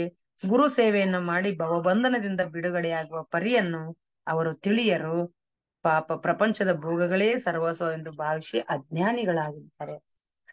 ನಿಜನೇ, ನಾವೇನೋ ಜ್ಞಾನಿಗಳಾಗಿ PSSM ನಲ್ಲಿದ್ದು ಧ್ಯಾನ ಸಜ್ಜನ ಸಾಂಗತ್ಯದಲ್ಲಿದ್ದೀವಿ, ಆದ್ರೆ ಹೊರಗಡೆ ಇನ್ನೂ ಕೋಟ್ಯಾಂತರ ಜನರು ದುಃಖದಲ್ಲೇ ಇದ್ದಾರೆ. ಯಾಕೆ ಅಂದ್ರೆ ಅವರಿಗೆ ಪಾಪ ಈ ಭವಸಾಗರವನ್ನ ದಾಟಿಸುವ ಜ್ಞಾನ ಇನ್ನೂ ಅವರಿಗೆ ಸಿಕ್ಕಿಲ್ಲ ಅಂತೇಳಿ. ಇನ್ನು ನೆಕ್ಸ್ಟ್ ಲೇಖನದಲ್ಲಿ ಪತ್ರಿಜಿಯವರ ಪ್ರಬೋಧನೆಗಳು. ಇಲ್ಲಿ ಪತ್ರಿಜಿ ಪ್ರಬೋಧನೆಗಳಲ್ಲಿ ಆರೋಗ್ಯವೇ ಮಹಾಭಾಗ್ಯ ಅನ್ನೋ ಲೇಖನದಲ್ಲಿ ಬಹಳ ಚೆನ್ನಾಗಿ ಡಾಕ್ಟರ್ ಗೋವಿಂದರಾಜು ಅವರು ಪತ್ರಿಜಿಯರ ವಿಷಯಗಳನ್ನ ಬರಿತಾ ಹೋಗಿದ್ದಾರೆ. ನಾವು ಆರೋಗ್ಯವೇ ಮಹಾಭಾಗ್ಯ ಅಂದ ತಕ್ಷಣ ಆರೋಗ್ಯ ಅಂದ್ರೆ ಏನ್ ಅನ್ಕೊಂಡಿದೀವಿ? ಶಾರೀರಿಕ ಆರೋಗ್ಯ, ಫಿಸಿಕಲ್ ಹೆಲ್ತ್. ನನ್ ಬಾಡಿ ಸ್ಟ್ರಾಂಗ್ ಇದ್ರೆ, ಆರಾಮಾಗಿದ್ರೆ ಅದೇ ಆರೋಗ್ಯ. ನಿಜವಾದ ಆರೋಗ್ಯ ಅದೊಂದೇ ಅಲ್ಲ. WHO ಹೇಳ್ತದೆ, ಅಂದ್ರೆ ವರ್ಲ್ಡ್ ಹೆಲ್ತ್ ಆರ್ಗನೈಸೇಷನ್ ಏನಂತ ಹೇಳ್ತದೆ ಅಂದ್ರೆ, ಅದು ಕೇವಲ ದೇಹದಲ್ಲಿ ಕಾಯಿಲೆಗಳಿಲ್ಲದಿರೋದಲ್ಲ, ದೈಹಿಕವಾಗಿ, ಮಾನಸಿಕವಾಗಿ, ಸಾಮಾಜಿಕವಾಗಿ ಮತ್ತು ಭಾವನಾತ್ಮಕವಾಗಿ, ಆಧ್ಯಾತ್ಮಿಕವಾಗಿ ಯೋಗಕ್ಷೇಮದಿಂದ ಇರುವುದೇ ಆರೋಗ್ಯ. ಅಂತಹ ಮಹಾಭಾಗ್ಯ ಸಿಗ್ಬೇಕಾದ್ರೆ ಆಯುಷ್ ಇಲಾಖೆ ಅಂತಿದೆ ಭಾರತದಲ್ಲಿ, ಅವರು ಕೂಡ ಅದೇ ಹೇಳ್ತಾರೆ. ಆಯುಷ್ ಅಂದ್ರೆ A for Ayurveda, yoga, U ಅಂದ್ರೆ ಯುನಾನಿ, ಹೋಮಿಯೋಪತಿ, ಈ ವಿಧಾನಗಳು, ಅದು ಕೂಡ ಇದೇ ಡೆಫಿನೇಷನ್ ಅನ್ನೇ ಹೇಳ್ತಾರೆ. ಆದ್ರಿಂದ ಈ ಆರೋಗ್ಯ ಸಿಗಬೇಕು ಅಂದ್ರೆ ನಮಗೆ ಮಹಾಜ್ಞಾನ ಇರಬೇಕು, ಆಧ್ಯಾತ್ಮಿಕ ಜ್ಞಾನ ಇರಬೇಕು. ನಾವು ಈ ಭೌತಿಕ ಕಾಯವನ್ನು ಕೂಡ ಕೇವಲ ಆಟಮ್ಸ್ ಮಾಲಿಕ್ಯೂಲ್ಸ್ ಅಲ್ಲ. ವಿಜ್ಞಾನದ ಪ್ರಕಾರ ಇದು ಆಟಮ್ ಮಾಲಿಕ್ಯೂಲ್ಸ್ ಅಲ್ಲದೆ ನಮ್ಮ ಇಚ್ಛಾಶಕ್ತಿ, ನಮ್ಮ ಜ್ಞಾನ ಶಕ್ತಿ, ನಮ್ಮ ಕ್ರಿಯಾಶಕ್ತಿಯಿಂದ ನಾವು ಇದನ್ನ ರೂಪಿಸಿಕೊಂಡಿದ್ದೇವೆ. ಇದು ಪಂಚಭೂತಗಳಿಂದ ಕೂಡಿದ್ದು ಮಾತ್ರವಲ್ಲ. ಇದು ನೋಡಿ, ಹೇಗೆ ನಾವು ನಮ್ಮ ಮನೆಯನ್ನ ಇಲ್ಲಿ ಬಾಗ್ಲಿರ್ಬೇಕು, ಇಲ್ಲಿ ಕಿಟಕಿ ಇರ್ಬೇಕು, ಇಲ್ಲಿ ಗೋಡೆ, ಹೀಗೆ ಹೆಂಗ್ ಮಾಡ್ಕೊಂಡಿರ್ತೀವೋ, ನಾವು ಉನ್ನತ ಲೋಕದಲ್ಲಿದ್ದಾಗ ತಾಯಿಯ ಗರ್ಭದಲ್ಲಿ, ತಾಯಿಯನ್ನು ನಾವೇ ಆಯ್ಕೆ ಮಾಡ್ಕೊಂಡು, ತಂದೆಯನ್ನ ಆಯ್ಕೆ ಮಾಡ್ಕೊಂಡು, ಆ ಗರ್ಭದಲ್ಲಿ ನಮ್ಮ ಶರೀರ ಹೇಗೆ ಇರ್ಬೇಕು ಅನ್ನೋದು ಕೂಡ ನಾವೇ ರಚನೆ ಮಾಡ್ಕೊಂಡು, ಆಮೇಲೆ ನಮ್ಮ ಆತ್ಮ ಬಂದು ಅದರಲ್ಲಿ ಸೇರುತ್ತೆ. ಹೇಗೆ ಒಂದು ದೇವ ಮಂದಿರದಲ್ಲಿ ಮೂರ್ತಿಯನ್ನ ಪ್ರತಿಷ್ಠಾಪಿಸಿ ಆಮೇಲೆ ಪ್ರಾಣ ಪ್ರತಿಷ್ಠಾ ಆಗುತ್ತೋ, ಹಾಗೆ ವಿಗ್ರಹವನ್ನ ತಯಾರು ಮಾಡಿ ಅದ್ರೊಳಗಿಡ್ತಾರೆ, ಆಮೇಲೆ ಪ್ರಾಣ ಪ್ರತಿಷ್ಠೆ. ಹಾಗೆ ತಾಯಿಯ ಗರ್ಭದಲ್ಲಿ ಶರೀರ ರೆಡಿ ಆದ್ಮೇಲೆ ಆತ್ಮ ಬಂದು ಅದರಲ್ಲಿ ಪ್ರವೇಶಿಸುತ್ತೆ. ಹೀಗೆ ಇಲ್ಲಿ ಪತ್ರಿಜಿತರ್ ಅವ್ರು ಹೇಳ್ತಾ ಮುಂದೆ ಏನಂತಾರೆ, ಆದ್ರೂ ಕೂಡ ಕೃಷ್ಣ ನೀನು ಯಾರು ಅಂತ ಹೇಳಿದಾಗ ಏನ್ ಹೇಳ್ತಾನೆ? ಅಹಮಾತ್ಮ ಗುಡಾಕೇಶ ಸರ್ವಭೂತ ಶಯಸ್ಥಿತ ಅಹಮಾದಿಶ್ಚ ಮಧ್ಯಂ ಚ ಭೂತ ನಾ ಮಂಚ ಏವಚ. ಅಂದ್ರೆ ಹೀಗೆ ನಾನು ಈ ಶರೀರವಲ್ಲ, ನಾನು ಆತ್ಮ, ಸರ್ವಭೂತ ಕೋಟಿಗಳಲ್ಲಿರುವ ಹೃದಯದಲ್ಲಿರುವವನು ನಾನು, ಪ್ರಾಣಿ ಸತ್ತಾಗ ಇರುವವನು ನಾನು, ಪ್ರಾಣಿ ಬದುಕಿದ ಹುಟ್ಟುವಾಗ ಇರುವವನು ನಾನು, ಹುಟ್ಟು ಸಾವುಗಳ ಮಧ್ಯದಲ್ಲಿರುವವನು ನಾನೇ ಅಂತ ಕೃಷ್ಣ ಹೇಳ್ತಾನೋ. ನಾವು ಕೂಡ ನೀನು ಯಾರು ಅಂದಾಗ ನಾನು ಲಲಿತಾ, ನಾನು ನಿರ್ಮಲ, ನಾನು ಶಾಂತಲ ಅಂತ ಹೇಳೋದು ಬಿಟ್ಟು, ನಾನು ಆತ್ಮ, ಅಹಂ ಆತ್ಮ ಗುಡಾಕೇಶ, ಎಲ್ಲರಲ್ಲಿರುವ ಆತ್ಮ ಚೈತನ್ಯ ನಾನೇ ಅಂತ ನಿಮ್ಮ ಬಾಯಿಯಲ್ಲಿ ಉತ್ತರ ಬರುವವರೆಗೂ ನಮ್ಮ ಜೀವನ ಅಸ್ತವ್ಯಸ್ತವಾಗಿಯೇ ಇರುತ್ತದೆ ಅಂತ ಇಲ್ಲಿ ಪತ್ರಿಸರ್ ಹೇಳಿದ್ದಾರೆ. ಹೀಗೆ ಬುದ್ಧರು ಈ ಒಂದು ಕಾರಣಕ್ಕಾಗಿಯೇ, ಜ್ಞಾನವನ್ನ ಪಡೆದಕ್ಕಾಗಿ ಅರಮನೆಯನ್ನ ಬಿಟ್ಟು ಹೊರಟ್ರು ಅಂತ ಹೇಳ್ತಾ, ಇಲ್ಲಿ ಒಟ್ಟಾರೆ ಈ ಅಂಗದ ರಚನೆ ಬಗ್ಗೆ, ಇದೊಂದು ದೊಡ್ಡ ಕ್ಷೇತ್ರವಲ್ಲ, ಫೀಲ್ಡ್ ಫೋರ್ಸ್ ಇರುತ್ತೆ, ಇಲ್ಲಿ ವರ್ಕ್ ಫೋರ್ಸ್ ಇರುತ್ತೆ. ಇಲ್ಲಿ ಒಂದು ದೊಡ್ಡ ಫ್ಯಾಕ್ಟ್ರಿಯಲ್ಲಿ ಹೇಗೆ ಮ್ಯಾನೇಜರ್ ಎಲ್ಲ ವರ್ಕರ್ಸ್ ವರ್ಕ್ ಮಾಡ್ತಾರೋ, ಹಾಗೆ ಇಲ್ಲಿ ನಮ್ದು ಶ್ವಾಸಕೋಶ, ಹೃದಯ, ಅನ್ನನಾಳ, ಜಠರ, ಕಿಡ್ನಿ ಇವೆಲ್ಲ ಸೇರಿ ಒಂದು ಅದ್ಭುತವಾದ ಕೆಲಸವನ್ನ ಮಾಡ್ತಿರ್ತವೆ. ಇದೊಂದು ದೊಡ್ಡ ಫ್ಯಾಕ್ಟ್ರಿ. ಇಲ್ಲಿ ಪ್ರಕೃತಿ ಸ್ಪಿರಿಟ್ ಇರ್ತದೆ, ಲಕ್ಷಾಂತರ ಜನ ನಿಮ್ಮ ಸ್ಪಿರಿಟ್ ಮಾಸ್ಟರ್ಸ್, ನೇಚರ್ ಸ್ಪಿರಿಟ್ಸ್ ಎಲ್ಲ ಸೇರಿ ಇಲ್ಲಿ ವರ್ಕ್ ಮಾಡ್ತಾ ಇರ್ತಾರೆ. ಆದ್ರಿಂದ ನಾವ್ ಇದನ್ನ ಬಹಳ ಪ್ರೀತಿಯಿಂದ, ಗೌರವದಿಂದ ಕಾಯ್ದಿಟ್ಕೋಬೇಕು, ಸಾಧನಾ ಶರೀರ ಅಂತ. ಇನ್ನು ಇಲ್ಲಿ ಪತ್ರಿಜಿ ಅವರು ಸ್ವಾತಂತ್ರ್ಯ ದಿನಾಚರಣೆ ಬಗ್ಗೆ ಒಂದು ಮೆಸೇಜ್ ಕೊಟ್ಟಿದ್ದಾರೆ. ಸ್ವಾತಂತ್ರ್ಯ ಅಂದ್ರೆ ನಾವೇನ್ ಅನ್ಕೊಂಡಿದೀವಿ, ಇದು ನಮಗ್ ಸ್ವಾತಂತ್ರ್ಯ ಸಿಕ್ತು ಆಗಸ್ಟ್ 15, ಅದು ರಾಜಕೀಯ ಸ್ವಾತಂತ್ರ್ಯ ಮಾತ್ರ. ನಿಜ ಹೇಳ್ಬೇಕು ಅಂದ್ರೆ ಆಧ್ಯಾತ್ಮಿಕ ಸ್ವಾತಂತ್ರ್ಯ. ಯಾರು ಯಾರ ಮೇಲೆ ಅವಲಂಬನೆ ಇರಬಾರ್ದು, ಪ್ರತಿಯೊಬ್ರು ಅನನ್ಯರು. ನಾವು ಇತರರಿಗೆ ಸ್ವಾತಂತ್ರ್ಯವನ್ನ ಕೊಡ್ಬೇಕು ಮತ್ತು ನಾವು ಸ್ವತಂತ್ರ, ಯಾರ ಮೇಲೆ ಡಿಪೆಂಡ್ ಆಗ್ಬಾರ್ದು. ಅದಕ್ಕೆ ನೋಡಿ ಕೃಷ್ಣ ಭಗವದ್ಗೀತೆಯಲ್ಲಿ ಕೊನೆಯದಾಗಿ ಹೇಳ್ತಾನೆ ಏನು ಅಂದ್ರೆ, ಯಥಾ ಇಚ್ಛಸಿ ತಥಾ ಕುರು. ಅಂದ್ರೆ ನಾನು ಹೇಳೋದೆಲ್ಲ ಹೇಳಿದೀನಿ, ನನ್ನ ಜ್ಞಾನ ಏನನ್ನು ಮಾಡಬೇಕು ಅಂತ ಈಗ ನಿರ್ಧಾರ ನೀನು ತೆಗೆದುಕೋ, ನೀನು ನಿನ್ನ ಇಚ್ಛೆಯಂತೆ ಮಾಡು. ಅಂದ್ರೆ ಇದೇ ಸ್ವಾತಂತ್ರ್ಯ. ಆದ್ರಿಂದ ಪತ್ರಿಸರ್ ಹೇಳ್ತಾರೆ, ನಮ್ಮ ಉದ್ಧಾರವನ್ನ ಇಲ್ಲಿ ಹೆಂಗ ಬುದ್ಧ ಹೇಳಿದಾರಲ್ಲ, ಉದ್ಧರೇದ ಆತ್ಮನಾತ್ಮನಂ ಅಂತ, ಕೃಷ್ಣ ಹೇಳಿದ್ದಾರೆ, ನಿನಗೆ ನೀನೇ ಬೆಳಕಾಗುವಂತ. ಹಾಗೆ ಈ ಸ್ವಾತಂತ್ರ್ಯದ ಪರಿಕಲ್ಪನೆ ಎಲ್ಲರೂ ಅರ್ಥ ಮಾಡ್ಕೊಂಡು ನಾವು ಪ್ರತಿಯೊಂದನ್ನ ನಾವು ಸ್ವಾತಂತ್ರ್ಯ ಅನುಭವಿಸಿ, ಎಲ್ಲರಿಗೂ ಸ್ವಾತಂತ್ರ್ಯ, ಈವನ್ ಪೋಷಕರಾಗಿದ್ದವರು ತಮ್ಮ ಮಕ್ಕಳಿಗೆ ಬಾಲ್ಯದಿಂದಲೇ ಸ್ವಾತಂತ್ರ್ಯ ಕೊಡಬೇಕು. ಅವರೆಲ್ಲ ನಿರ್ಧಾರಗಳು, ತಮ್ಮ ಜೀವನದ ನಿರ್ಧಾರಗಳನ್ನ ತೆಗೆದುಕೊಳ್ಳಲಿ. ಆದ್ರಿಂದ ನಾವು ಹಂಗಿಲ್ಲ, ಆ ಮಗುಗೆ ಏನ್ ಗೊತ್ತಾಗ್ತದ, ಅದು ಸಣ್ಣ ಮಗು, ನಾವೇ ಹೇಳ್ಬೇಕು ಇದು ಚಂದ ಅದು ಚಂದ, ಹಂಗ್ ಮಾಡು ಹಿಂಗ್ ಮಾಡು. ಆ ಮಗು ಶರೀರದಲ್ಲಿ ಮಗು ಇರಬಹುದು, ಆದರೆ ಆತ್ಮದ ಸ್ಥಿತಿಯಲ್ಲಿ ಅದಕ್ಕೆಲ್ಲಾ ಜ್ಞಾನ ಇರ್ತದೆ. ನೀನೇ ಧ್ಯಾನ ಮಾಡಿ ನಿನ್ನ ನಿರ್ಧಾರ ತಗೋ ಅಂತ ನಾವ್ ಹೇಳ್ಬೇಕು. ಇನ್ನು ಡಾಕ್ಟರ್ ಸರ್ವೇಪಲ್ಲಿ ರಾಧಾಕೃಷ್ಣನ್ ಅವ್ರನ್ನ ನಿಮಗ್ ಗೊತ್ತಿರ್ಲಿ, ವಿದೇಶಕ್ಕೆ ಹೋಗುವುದಾದರೆ ನಾನು ಕಲಿಸುವುದಕ್ಕೆ ಹೋಗುತ್ತೇನೆ, ಕಲಿಯುವುದಕ್ಕೆ ಅಲ್ಲ ಅಂತ ಯಾರು ಹೇಳ್ತಾರೆ ಅಂದ್ರೆ ಡಾಕ್ಟರ್ ಸರ್ವೇಪಲ್ಲಿ ರಾಧಾಕೃಷ್ಣನ್ ಅವರು. ಹಾಗೆ ಮಾಡ್ತಾರೆ ಕೂಡ ಅವರು.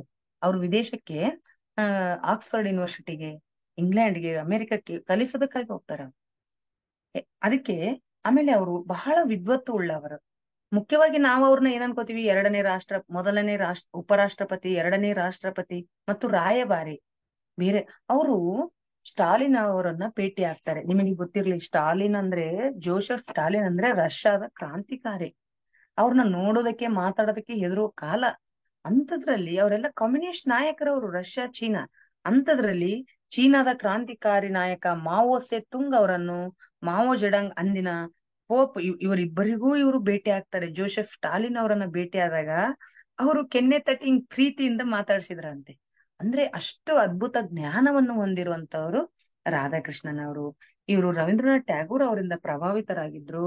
ಮುಖ್ಯವಾಗಿ ಇವರೊಂದು ಅದ್ವೈತ ವೇದಾಂತದ ಪ್ರಮುಖ ಸಂದೇಶವನ್ನು ಇತರ ಜೀವಿಗಳೊಂದಿಗೆ ವಾಸಿಸುವ ಅದು ಹೇಳೋದಲ್ಲದೆ, ಇವರು ಹಲವಾರು ಪ್ರಮುಖ ಉಪನಿಷತ್ತುಗಳು, Dhammapada, the Hindu view of life and Indian philosophy ಸಂಪುಟ 1 ಮತ್ತು 2, ಹೀಗೆ ಇಂತಹ ಕೃತಿಗಳನ್ನು ಸ್ಥೂಲವಾಗಿ ಇವರು ವ್ಯಾಖ್ಯಾನಗಳೆಂದು ವರ್ಗೀಕರಿಸಲಾಗಿದೆ, ಇವರು ಬರೆದಿದ್ದಾರೆ. ಆಮೇಲೆ ಪಾಶ್ಚಾತ್ಯ ಮತ್ತು ಪೌರ್ವಾತ್ಯ ಅಂದ್ರೆ ಬೇರೆ ದೇಶದ ಜ್ಞಾನ ಮತ್ತು ನಮ್ಮ ದೇಶದ ಜ್ಞಾನವನ್ನ ಎರಡನ್ನೂ ಸಮೀಕರಿಸಿ ಇವರು ಪುಸ್ತಕಗಳನ್ನು ಬರೆದಿದ್ದಾರೆ ನೋಡಿ. ಅದಕ್ಕೆ ಪತ್ರಿ ಸರ್ ಕೂಡ ಎಲ್ಲ ದೇಶದ ಆಧ್ಯಾತ್ಮಿಕ ಚಿಂತಕರು ಅಂದ್ರೆ ತತ್ವ ಫಿಲಾಸಫರ್ ಎಲ್ಲವೂ ಓದ್ಬೇಕು ಅಂತಾರೆ. ಆಮೇಲೆ ಇವ್ರ ಬಗ್ಗೆ ಅವ್ರು ಏನ್ ಹೇಳ್ತಾರೆ, ಇವರಿಗೆ ರಾಷ್ಟ್ರಪತಿ ಉಪರಾಷ್ಟ್ರಪತಿ ಸ್ಥಾನ ಕೊಟ್ಟಾಗ ಬ್ರಿಟನ್ನಿನ ತತ್ವಜ್ಞಾನಿ ಬರ್ಟ್ರಾಂಡ್ ರಸೆಲ್ ಏನ್ ಹೇಳ್ತಾರೆ ಅಂದ್ರೆ, ಇದು ತತ್ವಜ್ಞಾನಕ್ಕೆ, ಫಿಲಾಸಫಿಗೆ, ಆಧ್ಯಾತ್ಮಿಕ ಜ್ಞಾನಕ್ಕೆ ಸಿಕ್ಕ ಸಂದ ಗೌರವ. ಮತ್ತೆ ಅವರು ಅಂತ ಸ್ಥಾನದಲ್ಲಿದ್ದಾಗಲೂ ಸ್ಥಿತಪ್ರಜ್ಞರಾಗಿದ್ದರು. ಆ ಸ್ಥಾನದ ಒಂದು ಅಹಂಕಾರದಲ್ಲಿ ಅವ್ರು ಇರ್ಲಿಲ್ಲ.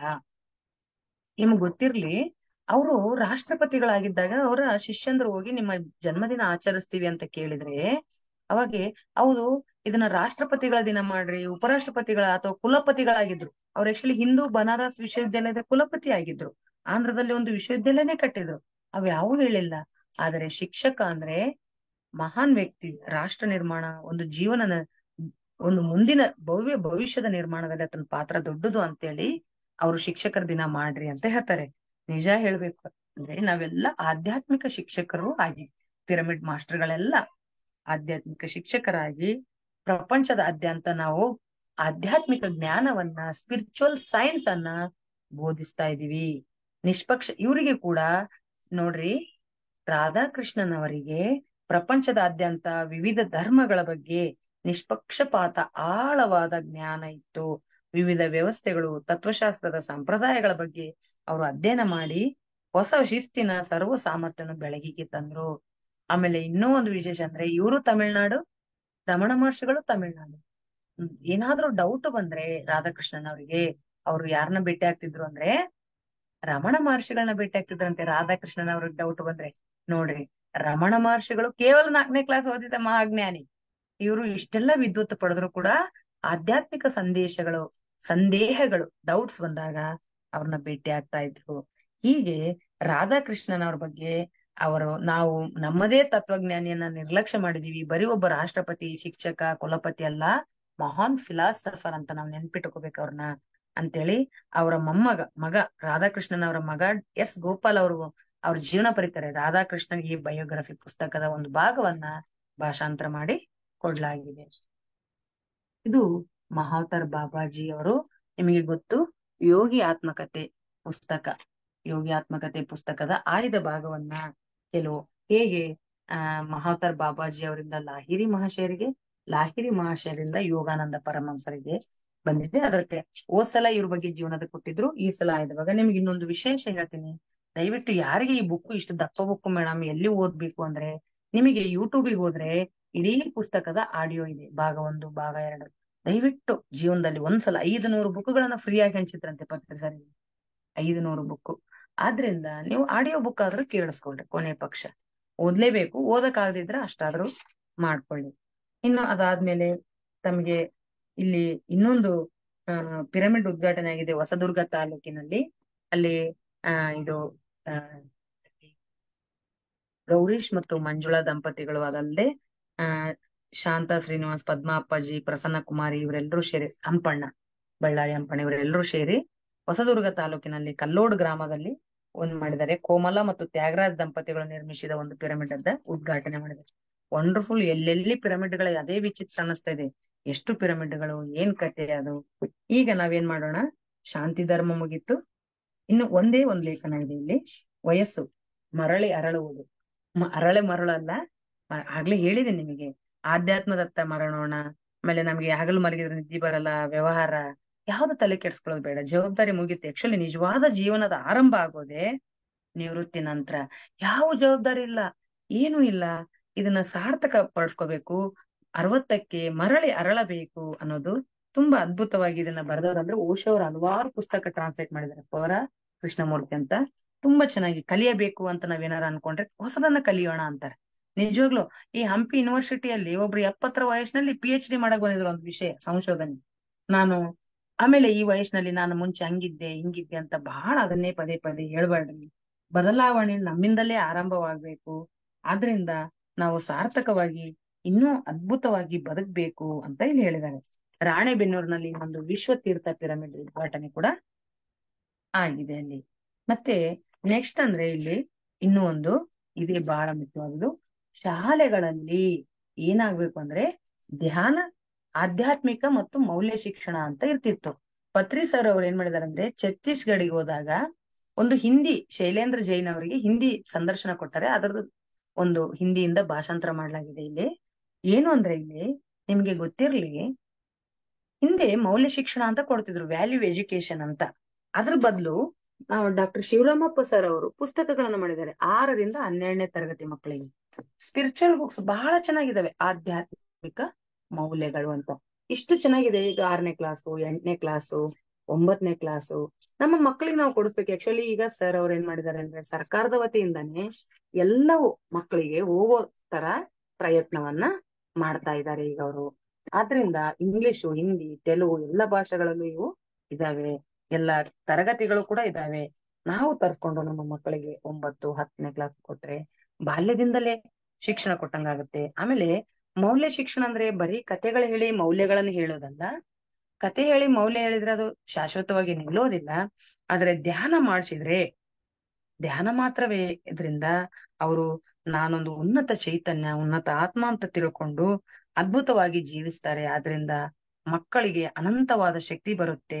ನಾವು ಸ್ಪಿರಿಚುವಲ್ ಸೈನ್ಸ್ ನ ಬಾಲ್ಯದಿಂದಲೇ ಕಲಿಸ್ಬೇಕು ಅಂತ ಇಲ್ಲಿ ಲೇಖನ ಇದೆ. ಪತ್ರಿ ಸರ್ ಅವರು ಅದನ್ನು ಅದಕ್ಕೆ 18 ಸೂತ್ರಗಳಲ್ಲಿ, ನಿಮ್ಗೆ ಗೊತ್ತಿರ್ಲಿ, PSSM ನ 18 ಸೂತ್ರಗಳಲ್ಲಿ ಏನಿದೆ ಅಂದ್ರೆ ಬಾಲ್ಯದಿಂದಲೇ ಮಕ್ಕಳಿಗೆ ಧ್ಯಾನ ಶಿಕ್ಷಣ ಕೊಡಬೇಕು.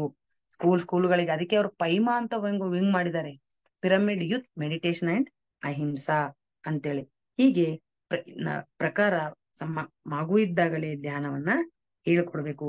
ಬರೀ ಮಾನವೀಯ ಮೌಲ್ಯಗಳಲ್ಲ, ಧ್ಯಾನ ಹೇಳ್ಕೊಟ್ರೆ ಸಾಕು ಅಂತೇಳಿ. ಇನ್ನು ಆಗ್ಲೇ ಹೇಳಿದೆ, ರಾಮನಗರದ ಕೃಷ್ಣಪ್ಪ ಸರ್ ಅವರಿಂದ ಒಂದು ಮಂಗಳೂರಿನಲ್ಲಿ ಬಹಳ ಚೆನ್ನಾಗಿ ಮೂಡುಬಿದ್ರೆಯ ಒಂದು ಯಾವ ಪಿರಮಿಡ್ ಅದು, ಆದಿಶಂಕರಾಚಾರ್ಯ ಹೀಲಿಂಗ್ ಪಿರಮಿಡ್ ನ ಇವರು ಯಾರು ಭಾರತಿ ಶೆಟ್ಟಿ ಅವರ ನೇತೃತ್ವದಲ್ಲಿ ಕಾರ್ಯಕ್ರಮ ಆಗಿದೆ. ಇನ್ನು ಲಲಿತಾ ಸಹಸ್ರನಾಮದ ಅಂತರಾರ್ಥ ಮತ್ತೆ ಪ್ರತಿ ಬಾರಿ ಕೂಡ ಅರ್ಚನಾ ಚಿಕ್ಕಬಳ್ಳಾಪುರ ಅವರು ಕೊಡ್ತಾ ಇದ್ದಾರೆ. ಯೋಗ ವಾಸಿಷ್ಠ ಅಂತೇಳಿ ಇಲ್ಲಿ ರಾಮನಿಗೂ ಮತ್ತು ವಶಿಷ್ಠರಿಗೂ ನಡೆದ ಸಂವಾದ ಪ್ರತಿ ತಿಂಗಳ ಒಂದು ಪರ್ಮನೆಂಟ್ ಲೇಖನವಾಗಿ ಸುಬ್ರಹ್ಮಣ್ಯ ಕೆಂದೂಳೆ ಅವರು ಕೊಟ್ಟಿದ್ದಾರೆ. ಇನ್ನು ಇಲ್ಲಿ ವಿದ್ಯಾರ್ಥಿಗಳಿಗೆ ಧ್ಯಾನ, ಪ್ರತಿ ಶಾಲೆಗಳೆಲ್ಲವೂ ಧ್ಯಾನಾಲಯಗಳಾಗಬೇಕು. ಸಬ್ಜೆಕ್ಟ್ ಕಂಪಲ್ಸರಿ ಇರ್ಬೇಕು ಅದ್ರಲ್ಲಿ. ಇದರಿಂದ ಮಕ್ಕಳು ದೇವರಿಗೆ ಸಮಾನ. ಅವರ ಮಾನಸಿಕ ವಿಕಾಸ ಆಗುತ್ತೆ, ಅವರಿಗೆ ಶಾರೀರಿಕ ವಿಕಾಸ, ಆಧ್ಯಾತ್ಮಿಕ ವಿದ್ಯೆ ಬರುತ್ತೆ, ಜೊತೆಗೆ ಅವರಲ್ಲಿ ಬುದ್ಧಿ ವಿಕಾಸ ಆಗುತ್ತೆ. ಆದ್ರಿಂದ ಮಕ್ಕಳಿಗೆ ಈವನ್ ಕ್ರೀಡೆಗಳಲ್ಲಿ ಮುಂದೆ ಬರ್ತಾರೆ, ಅವರಲ್ಲಿರುವ ಕಲೆಗಳು ಮುಂದೆ ಹೊರಗೆ ಬರ್ತವೆ. ನೃತ್ಯ, ಭರತನಾಟ್ಯ, ಚಿತ್ರಕಲೆ, ಹೀಗೆ ಅವರಲ್ಲಿರುವ ಅದ್ಭುತ ಪ್ರತಿಭೆ ಎಲ್ಲ ಹೊರಗೆ ಬರ್ತದೆ. ಅದಕ್ಕೆ ಬಾಲ್ಯದಿಂದಲೇ ಮಕ್ಕಳಿಗೆ ಏನ್ ಕೊಡ್ಬೇಕು, ಧ್ಯಾನ ಶಿಕ್ಷಣ ಕೊಡ್ಬೇಕು ಅನ್ನೋದು ಪತ್ರಿಜಿಯವರ ಕನಸು. ಇನ್ನು ಅದಾದ್ಮೇಲೆ ಅದಕ್ಕೆ ಇನ್ನು ಪಾರಂಗ ಶಾಲೆ ಆಗ್ಲೇ ಹೇಳಿದೆ, ನಾನು ಹೇಳೋದ ಅವಶ್ಯಕತೆ ಇಲ್ಲ. ರಾಮನಗರದಲ್ಲಿ ಪಿರಮಿಡ್ ಶೇಪ್ ನ 11 ಪಿರಮಿಡ್ ಆಕಾರದ ರೂಮ್ಗಳನ್ನು ತಗೊಂಡಿರುವ 11,600 ವಿದ್ಯಾರ್ಥಿಗಳು ಅದರಲ್ಲಿ ಓದ್ತಾ ಇದ್ದಾರೆ. ಕೊನೆಯದಾಗಿ ನಿಮಗೆ ಅವಕಾಶ ಇದ್ದವರು ಇಲ್ಲಿ ಒಂದು ಪಿರಮಿಡ್ ಪದಬಂಧ ಇರುತ್ತೆ ಪ್ರತಿ ಸಲ. ಕೆಲವು ಪ್ರಶ್ನೆಗಳನ್ನ ಕೇಳ್ತೀನಿ, ಯಾರಾದ್ರೂ ಹ್ಯಾಂಡ್ ರೈಸ್ ಮಾಡಿದ್ರೆ ಅವ್ರಿಗೆ ಅನ್ಮ್ಯೂಟ್ ಮಾಡ್ತೀವಿ, ಆನ್ಸರ್ ಮಾಡ್ತೀವಿ ಅನ್ನೋರಿದ್ರೆ ದಯವಿಟ್ಟು ಮಾಡ್ಬೋದು. ಮೊದಲನೇ ಕ್ವಶನ್ ನಾನು ನಿಮಗೆ ಹೇಳ್ತೀನಿ. ಮೊದಲನೇ ಕ್ವಶನ್ ಏನಾದಪ್ಪ ಅಂದ್ರೆ, ಲೌಕಿಕದಲ್ಲೇ ಇದು ಪತ್ರಿಜಿಯವರು ತಿಳಿಸಿದಂತೆ, ಅದು ಬೇಡ, ಲೌಕಿಕದಲ್ಲೇ ಇದ್ದು ಮೋಕ್ಷ ಸಾಧಿಸಬೇಕು ಎಂಬುದನ್ನು ಆಚಾರ್ಯ ನಾಗಾರ್ಜುನ ಮಹಾಶಯರು ಹೀಗೆ ಹೇಳಿದ್ದಾರೆ. ಇದು PSSM ನ 18 ಸೂತ್ರಗಳಲ್ಲಿ ಒಂದು. 8 ಅಕ್ಷರ ಇದೆ. ಯಾರು ಹೇಳ್ತೀರಿ ಇದನ್ನ? ಈ ನಮ್ಮ ಪ್ರಾಪಂಚಿಕದಲ್ಲೇ ಇದ್ದೇ ಆಧ್ಯಾತ್ಮಿಕ ಸಾಧಿಸ್ಬೇಕು. ಏನು ಅಂದ್ರೆ ಅದು ಸಂಸಾರದಲ್ಲಿ ನಿರ್ವಾಣ. Very good. ಒಬ್ರು ಗಿರಿಜಾ ಅನ್ನೋರು ಹ್ಯಾಂಡ್ ರೈಸ್ ಮಾಡಿದ್ದಾರೆ, ಖುಷಿ ಆಯ್ತು. ಹೀಗಿರ್ಬೇಕು ಆಕ್ಟಿವ್ ಆಗಿ. ಮೇಡಮ್ ನೀವು ಆನ್ಸರ್ ಹೇಳ್ಬೇಕು ಪ್ರಶ್ನೆ ಕೇಳಿದಾಗ. ನೆಕ್ಸ್ಟ್, ಈಗ ಸಂಸಾರದಲ್ಲೇ ನಿರ್ವಾಣ ಬಂದಿದೆ ಅಲ್ವಾ? ಈಗ ಅಂತ ಬಂದಿದೆ. 4ನೇದು, ಬುದ್ಧನಿಗೆ ಜ್ಞಾನೋದಯವಾದ ನಂತರ ಮೊದಲು ಬೋಧನೆ ಮಾಡಿದ ಸ್ಥಳ ಯಾರಾದ್ರೂ ಹೇಳ್ತೀರಿ? ಬುದ್ಧಗಯ. ಬೋಧಿಗಯ ಅಲ್ಲ, ಅಂತ ಅಕ್ಷರ ಬಂದಿದೆ ಅಲ್ಲಿ, ಅಂತ ಬಂದಿದೆ. ಸಾರನಾಥ. Very good, Sarnath. ಅಕ್ಷರ ಏನ್ ಬಂದಿದೆ ನೋಡ್ಬೇಕು. ನೆಕ್ಸ್ಟ್ ಮೇಡಮ್ ಅನ್ಮ್ಯೂಟ್ ಮಾಡ್ಕೊಳ್ಳಿ. ಓಕೆ. ಇಲ್ಲಿ ಸಾರನಾಥ ಆದ್ಮೇಲೆ ಇಲ್ಲಿ ಅಂತ ಅಕ್ಷರ ಬಂದಿದೆ. ಈಗ ಅಂತ ಅಕ್ಷರ ಬಂದಾಗ ಇಲ್ಲಿ ನೋಡ್ರಿ, ಪುರಾಣಗಳಲ್ಲಿ ಕಂಡು ಬರುವ ತ್ರಿಲೋಕ ಸಂಚಾರಿ ಯಾರು? 3 ಅಕ್ಷರ.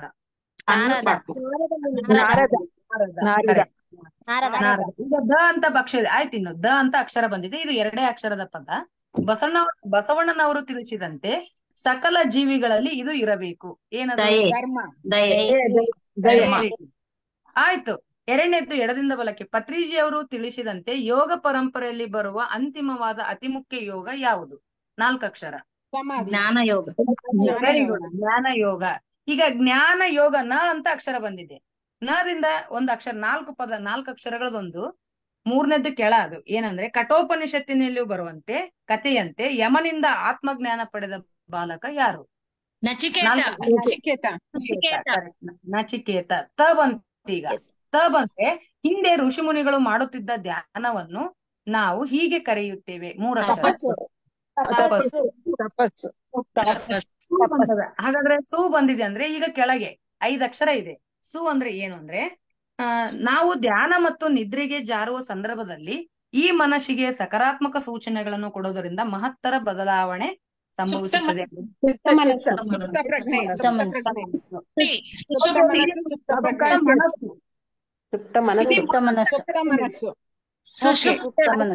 ಆಯ್ತು, ಸುಪ್ತ ಮನಸ್ಸು ಆಯ್ತು.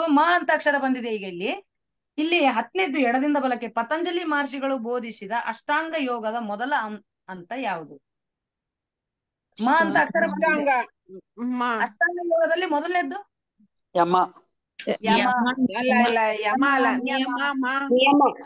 ಪ್ರಾಣಾಯಾಮ, ಆಸನ, ಧ್ಯಾನ, ಸಮಾಧಿ ಅಂತ ಬರ್ತಾವಲ್ಲಿ. ಸರಿ, ಹಾಗಾದ್ರೆ ಇನ್ನು 2 ಉಳಿದಿದಾವೆ ಈಗ ನಮಗೆ. 11ನೇದ್ದು ಕೆಳಗಡೆ ಹೇಳ್ರಿ. ದುರ್ವಾಸ ಮುನಿಯು ಈ ಸ್ವಭಾವಕ್ಕೆ ಪ್ರಸಿದ್ಧರು.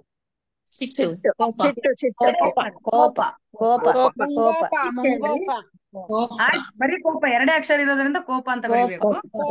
ಆಮೇಲೆ ಇಲ್ಲಿ ಬಂದಿದೆ ಈಗ ಆಲ್ರೆಡಿ ನಮಗೆ. ಆಧ್ಯಾತ್ಮಿಕ, ಆದಿಭೌತಿಕ, ಆದಿದೈವಿಕ, ಈ 3 ತ್ರಿವಿಧ ಡ್ಯಾಶ್ಗಳು.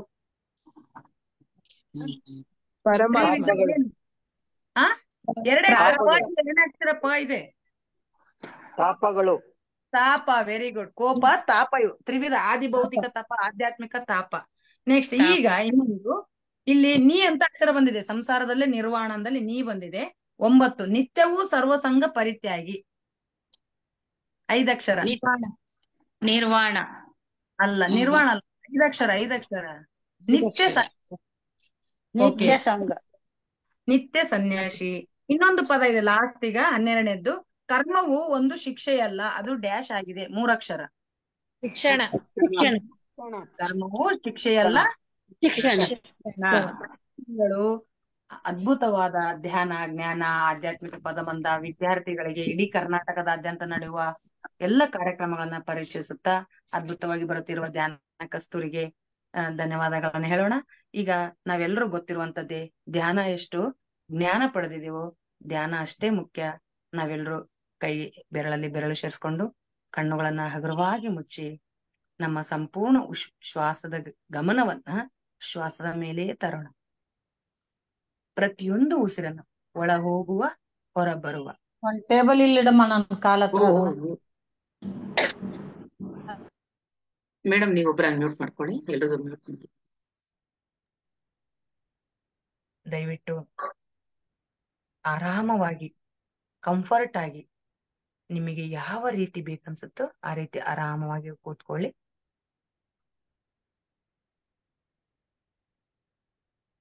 ಒಂದೆರಡು ಬಾರಿ ದೀರ್ಘ ಉಸಿರು ತಗೊಂಡು ಸಂಪೂರ್ಣ ಗಮನ ಸಹಜವಾದ ಉಸಿರಾಟದ ಕಡೆ ತಗೊಂಡು ಬನ್ನಿ.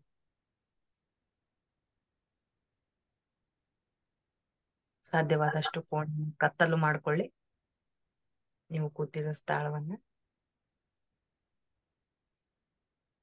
ಒಳ ಹೋಗುವ ಉಚ್ಛ್ವಾಸ ಮತ್ತು ಹೊರ ಬರುವ ನಿಶ್ವಾಸದೊಂದಿಗೆ ಇರಿ.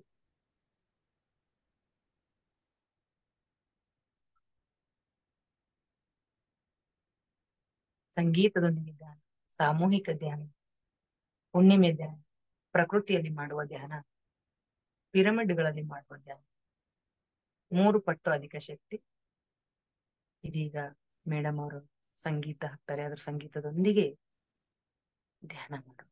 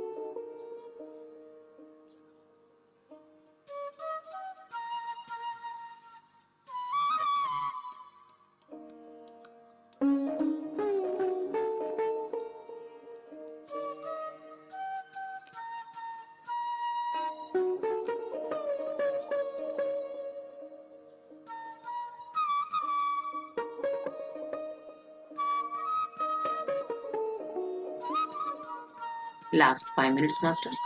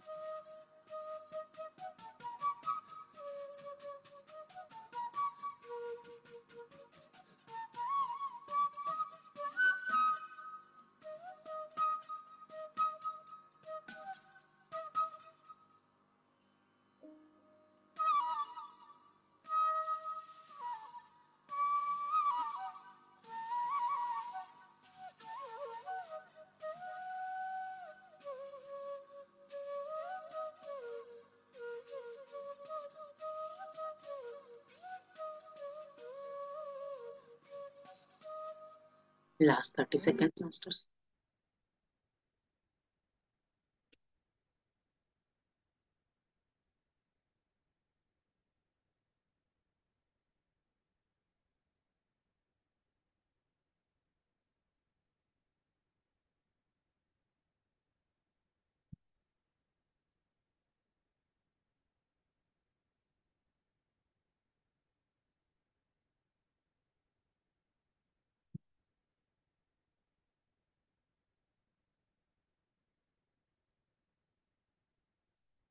ಎಸ್ ಮಾಸ್ಟರ್ಸ್, ಎಲ್ಲರೂ ಹಾಗೆ ನಿಮ್ಮ ಸಹಜ ಸ್ಥಿತಿಗೆ ಬಂದ್ಬಿಡಿ. ಪತ್ರಿಜೆ ಗುರುಗಳಿಗೆ, ಗುರುಮಾತೆಗೆ, ಭೂಮಾತೆಗೆ, ಜನ್ಮ ನೀಡಿದ ತಂದೆ ತಾಯಿಯರಿಗೆ ಆತ್ಮಪೂರ್ವಕ ಕೃತಜ್ಞತೆಗಳನ್ನು ಸಲ್ಲಿಸುತ್ತಾ ನಿಧಾನವಾಗಿ ನಿಮ್ಮ ಎರಡೂ ಕೈಗಳನ್ನ ಬಿಡಿಸಿಕೊಂಡು ಕಣ್ಣುಗಳ ಮೇಲೆ ಇಟ್ಕೊಳ್ಳಿ ಮಾಸ್ಟರ್ಸ್. ಅದ್ಭುತವಾದ ನಿಮ್ಮೆಲ್ಲರ ಈ ಧ್ಯಾನಕ್ಕೆ ಮತ್ತೊಮ್ಮೆ ಕೃತಜ್ಞತೆಗಳನ್ನ ಸಲ್ಲಿಸುತ್ತಾ, ಹಾಗೆ ಲಲಿತಾ ಕಂದಕಲ್ ಮೇಡಮ್ ಅವರಿಗೆ ಇವತ್ತಿನ ಈ ಒಂದು ಸಂಚಿಕೆಯ ಅದ್ಭುತವಾಗಿ ಈ ಸಂಚಿಕೆಯನ್ನ ನಡೆಸ್ಕೊಟ್ಟಿದ್ದಾರೆ. ಈ ತಿಂಗಳ ಧ್ಯಾನ ಕಸ್ತೂರಿಯಲ್ಲಿರುವ ಆ ಜ್ಞಾನವನ್ನ ಕೊಟ್ಟಿದ್ದಾರೆ. ಅವರಿಗೂ ಸಹ ನಮ್ಮೆಲ್ಲರ ಕೃತಜ್ಞತೆಗಳನ್ನ ತಿಳಿಸುತ್ತಾ, ನಿಮ್ಮೆರಡು ಕಣ್ಗಳನ್ನ ಬಿಡ್ತಾ ನಿಮ್ಮ ಕೈಗಳನ್ನ ಕೊಟ್ಕೊಳ್ಳಿ masters. Yes masters. Okay masters. So madam ಅವ್ರಿಗೆ ಅಲ್ಲಿ ಅರ್ಜೆಂಟ್ ಇನ್ನೊಂದು ಧ್ಯಾನದ ಕ್ಲಾಸ್ ಇತ್ತು ಅಂತ ಅಲ್ಲಿ ಹೋಗಿದ್ದಾರೆ. ಸೊ ಇನ್ನ ಏನಾದ್ರು ಮಾಹಿತಿ ನಿಮ್ಗೆ ಧ್ಯಾನ ಕಸ್ತೂರಿಗೆ ಹೊಸದಾಗಿ ಚಂದಾದಾರರಾಗ್ಬೇಕು ಅಂತ ಅನ್ನೋದಾದ್ರೆ ನಾನು ಗ್ರೂಪ್ ಅಲ್ಲಿ ಕಳಿಸ್ತೀನಿ, ಹೇಗಾಗ್ಬೇಕು ಅಂತ ಫೋನ್ ನಂಬರ್ ಕಳಿಸ್ತೀನಿ. ಅದ್ರಲ್ಲಿ ಇರುತ್ತೆ ಒಂದು 500 ಕಟ್ಟಿದ್ರೆ ನಿಮ್ಗೆ 1 ವರ್ಷದವರೆಗೆ ನಿಮ್ಮ ಮನೆಗೆ ತಿಂಗಳಿಗೆ ಒಂದರಂತೆ ಧ್ಯಾನ ಕಸ್ತೂರಿ ಬರುತ್ತೆ. ಸೊ ಇಂಟ್ರೆಸ್ಟ್ ಇರೋರು ಸಬ್ಸ್ಕ್ರೈಬ್ ಆಗಬಹುದು ಮಾಸ್ಟರ್ಸ್. Yes Jamuna madam. ನಮಸ್ಕಾರ ಮೇಡಮ್. ನಮಸ್ತೆ. ಲಲಿತಾ ಮೇಡಮ್ ತುಂಬಾ ಚೆನ್ನಾಗಿ ಹೇಳಿದ್ರು ಮೇಡಮ್. ಆಮೇಲೆ PSSM ಗೆ ಅಮೌಂಟ್ ಕಳಿಸ್ಬೇಕು ಅಂದ್ರೆ ಯಾವ ನಂಬರ್ ಕಳಿಸ್ಬೇಕು ಮೇಡಮ್? ಯಾರ್ದಕ್ಕಾರು ಕಳಿಸ್ಬೋದು ಮೇಡಮ್. ರೆಸಿಪ್ಟ್ ಬುಕ್ ಇರೋರ್ಗೆ ಯಾರಿಗಾರು ಕಳಿಸ್ಬೋದು. ನನ್ನ ಹತ್ರನೂ ಇದೆ ರೆಸಿಪ್ಟ್ ಬುಕ್, ಅದ್ರದ್ದು ನಿಮ್ಗೆ ಕಳಿಸ್ಬಿಡ್ತೀನಿ. ಕಳಿಸ್ಬೋದು. ರೆಸಿಪ್ಟ್ ಬುಕ್ ಇದೆ. ಇಲ್ಲ ಅದ್ರದ್ದು ಸ್ಕ್ಯಾನರ್ ಬೇಕಾದ್ರೆ ನಾನು ಕೊಡ್ತೀನಿ. ಸ್ಕ್ಯಾನರ್ QR ಕೋಡ್ ಆಗುತ್ತಾ ನೋಡಿ, ಕಳಿಸ್ತೀನಿ ನಾನು ಫೋಟೋ ತೆಗೆದು. ನನ್ನ ಹತ್ರ ಇದೆ ಅದು QR ಕೋಡ್. ಅದು ವರ್ಕ್ ಆದ್ರೆ QR ಕೋಡ್ಗೆ ಕಳಿಸಿ ಡೈರೆಕ್ಟ್. ಅದ್ರ ವರ್ಕ್ ಆಗ್ದಿದ್ರೆ ನಿಮ್ ನಂಬರ್ ಕಳ್ಸಿದ್ನಲ್ಲ ಮೊನ್ನೆ, ಅದಕ್ಕೆ ಆಗ್ತಿಲ್ದಿದ್ರೆ ಟ್ರೈ ಮಾಡಿ ಫಸ್ಟ್, ಅದು QR ಕೋಡ್ಗೆ ಟ್ರೈ ಮಾಡಿ. ಆದ್ರೆ ಅದಕ್ಕೆ ಡೈರೆಕ್ಟ್ ಕಳಿಸ್ಬಿಡಿ, ನಂಗೆ ಸ್ಕ್ರೀನ್ ಶಾಟ್ ಕಳಿಸಿ ಅಷ್ಟೇ. ಅವ್ರದಕ್ಕೆ ಕಳಿಸಿ, QR ಕೋಡ್ ಹಾಕೊಡ್ತೀನಿ ನಾನು.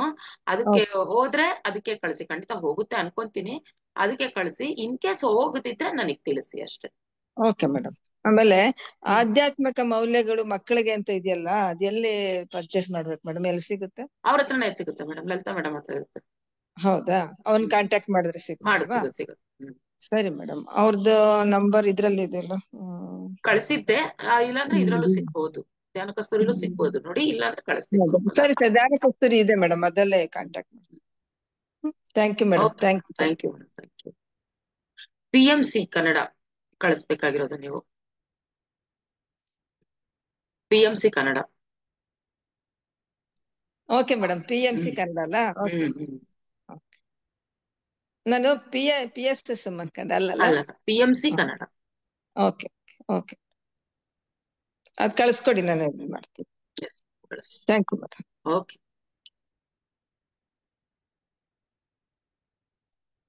ಪ್ರಭಾ ಮೇಡಮ್ ಅನ್ಮ್ಯೂಟ್ ಮಾಡ್ಕೊಳ್ಳಿ. ಇವತ್ತಿನ ಜ್ಞಾನ ಕಸ್ತೂರಿ ಚೆನ್ನಾಗಿತ್ತು ಮೇಡಮ್. ಮತ್ತೆ ನಾನು ಅಮೌಂಟ್ ಹಾಕಿದ್ದೆ ಇವತ್ತು. ನೋಡ್ದೆ, ನಾನ್ ನಿಮಗ್ ಮೆಸೇಜ್ ಹಾಕಿದೀನಿ ನೋಡಿ. ಅದ್ ಯಾಕೆ ಗೊತ್ತಿಲ್ಲ, ಇದುವರೆಗೂ ಕಳಿಸ್ತಾ ಇದ್ರಿ, ಎಲ್ರಿಗೂ ಬಂದಿದ್ಯಪ್ಪ ನೀವಂತ ಹಾಕಿದ್ರಿ. ನಾನ್ ಅದಕ್ಕೆ ಇನ್ನೊಂದ್ ನಂಬರ್ ಕಳ್ಸಿದೀನಿ ನೋಡಿ. ಅಥವಾ ಫೋನ್ ಪೇಲ್ ಒಂದ್ಸಲಿ ಟ್ರೈ ಮಾಡಿ. ಫೋನ್ ಪೇಲ್ ಒಂದ್ಸಲಿ ಟ್ರೈ ಮಾಡಿ. ಫೋನ್ ಪೇಲ್ ಬರ್ಲಿಲ್ಲ ಅಂದ್ರೆ ನೀವು GPay, ಗೂಗಲ್ ಪೇ ಟ್ರೈ ಮಾಡಿದೀರಾ? ಅದ್ರಲ್ಲೂ ಬರ್ತಾ ಇದೆಯಪ್ಪ. ಇದಕ್ ಮುಂಚೆನೂ ಕಳ್ಸಿದಾರೆ, ಎಲ್ಲಾರ್ದು ಬಂದಿದೆ. ನಾನು ಕಳ್ಸಿದೀನಲ್ಲ ಮೇಡಮ್, ಲಾಸ್ಟ್ ಮಂತ್ ಎಲ್ಲ. ಹೌದೌದು. ಅದಕ್ಕೆ ಮೊದ್ಲು ಇದನ್ನ ಕಳ್ಸಂದೆ ಮಗನಿಗೆ. ಅದು ಯಾಕೋ ರಿಸೀವ್ ಆಗಿಲ್ಲ. ನೋಡೋಣ, ನೀವ್ ಒಂದ್ಸಲಿ ಫೋನ್ ಪೇ ಟ್ರೈ ಮಾಡಿ. ಫೋನ್ ಪೇಲ್ ಆಗ್ಲಿಲ್ಲ ಅಂತಂದ್ರೆ ನಾನು ಇನ್ನೊಂದ್ ನಂಬರ್ ನಿಮಗ್ ಕಳ್ಸಿದೀನಿ, ವಾಟ್ಸ್ಆಪ್ ಅಲ್ಲಿ ಕಳ್ಸಿದೀನಿ ಇನ್ನೊಂದ್ ನಂಬರ್, ಅದಕ್ ಮಾಡಿ ನೋಡಿ. ಓಕೆ. ನಮಸ್ತೆ ಮೇಡಮ್. ನಮಸ್ತೆ. ಸಂಗಮ್ ಅವ್ರ ಅನ್ಮ್ಯೂಟ್ ಮಾಡ್ಕೊಳ್ಳಿ. ನಮಸ್ತೆ ಮೇಡಮ್. ನಮಸ್ತೆ, ಹೇಳಿ ಮೇಡಮ್. ಇವತ್ತು ಧ್ಯಾನ ಇದ್ದಿದ್ದಾಗ ಗೊತ್ತಿಲ್ಲ ಮೇಡಮ್ ನಮ್ಗೆ. ಯಾಕೆ ಗೊತ್ತಿಲ್ಲ? ನೋಡೇ ಇಲ್ಲ ಮೇಡಮ್. ಗ್ರೂಪ್ ನೋಡ್ತಾ ಇರ್ಬೇಕು. ನಾನು ಇದ್ದಕ್ಕಿದ್ದಂಗ ಹಾಕ್ಬಿಡ್ತೀನಿ, ಗ್ರೂಪ್ ನೋಡ್ತಾ ಇರ್ಬೇಕು. ಇಲ್ಲ ಮೇಡಮ್ ಇವತ್ತೊಂದ್ ಕೆಲಸ ಇತ್ತು ಮೇಡಮ್ ಅದಕ್ಕ ನೋಡ್ಲಿಲ್ಲ. ಇಲ್ಲ, ಇವತ್ತಿಂದ ರಜಾ ಕೊಡೋಣ ಅನ್ಕೊಂಡೆ, ದಸರಾ ರಜಾ ಆಕ್ಚುಲಿ ಇವತ್ತಿಂದ ಕೊಡೋಣ ಹಾ ಅನ್ಕೊಂಡಿದ್ದೆ.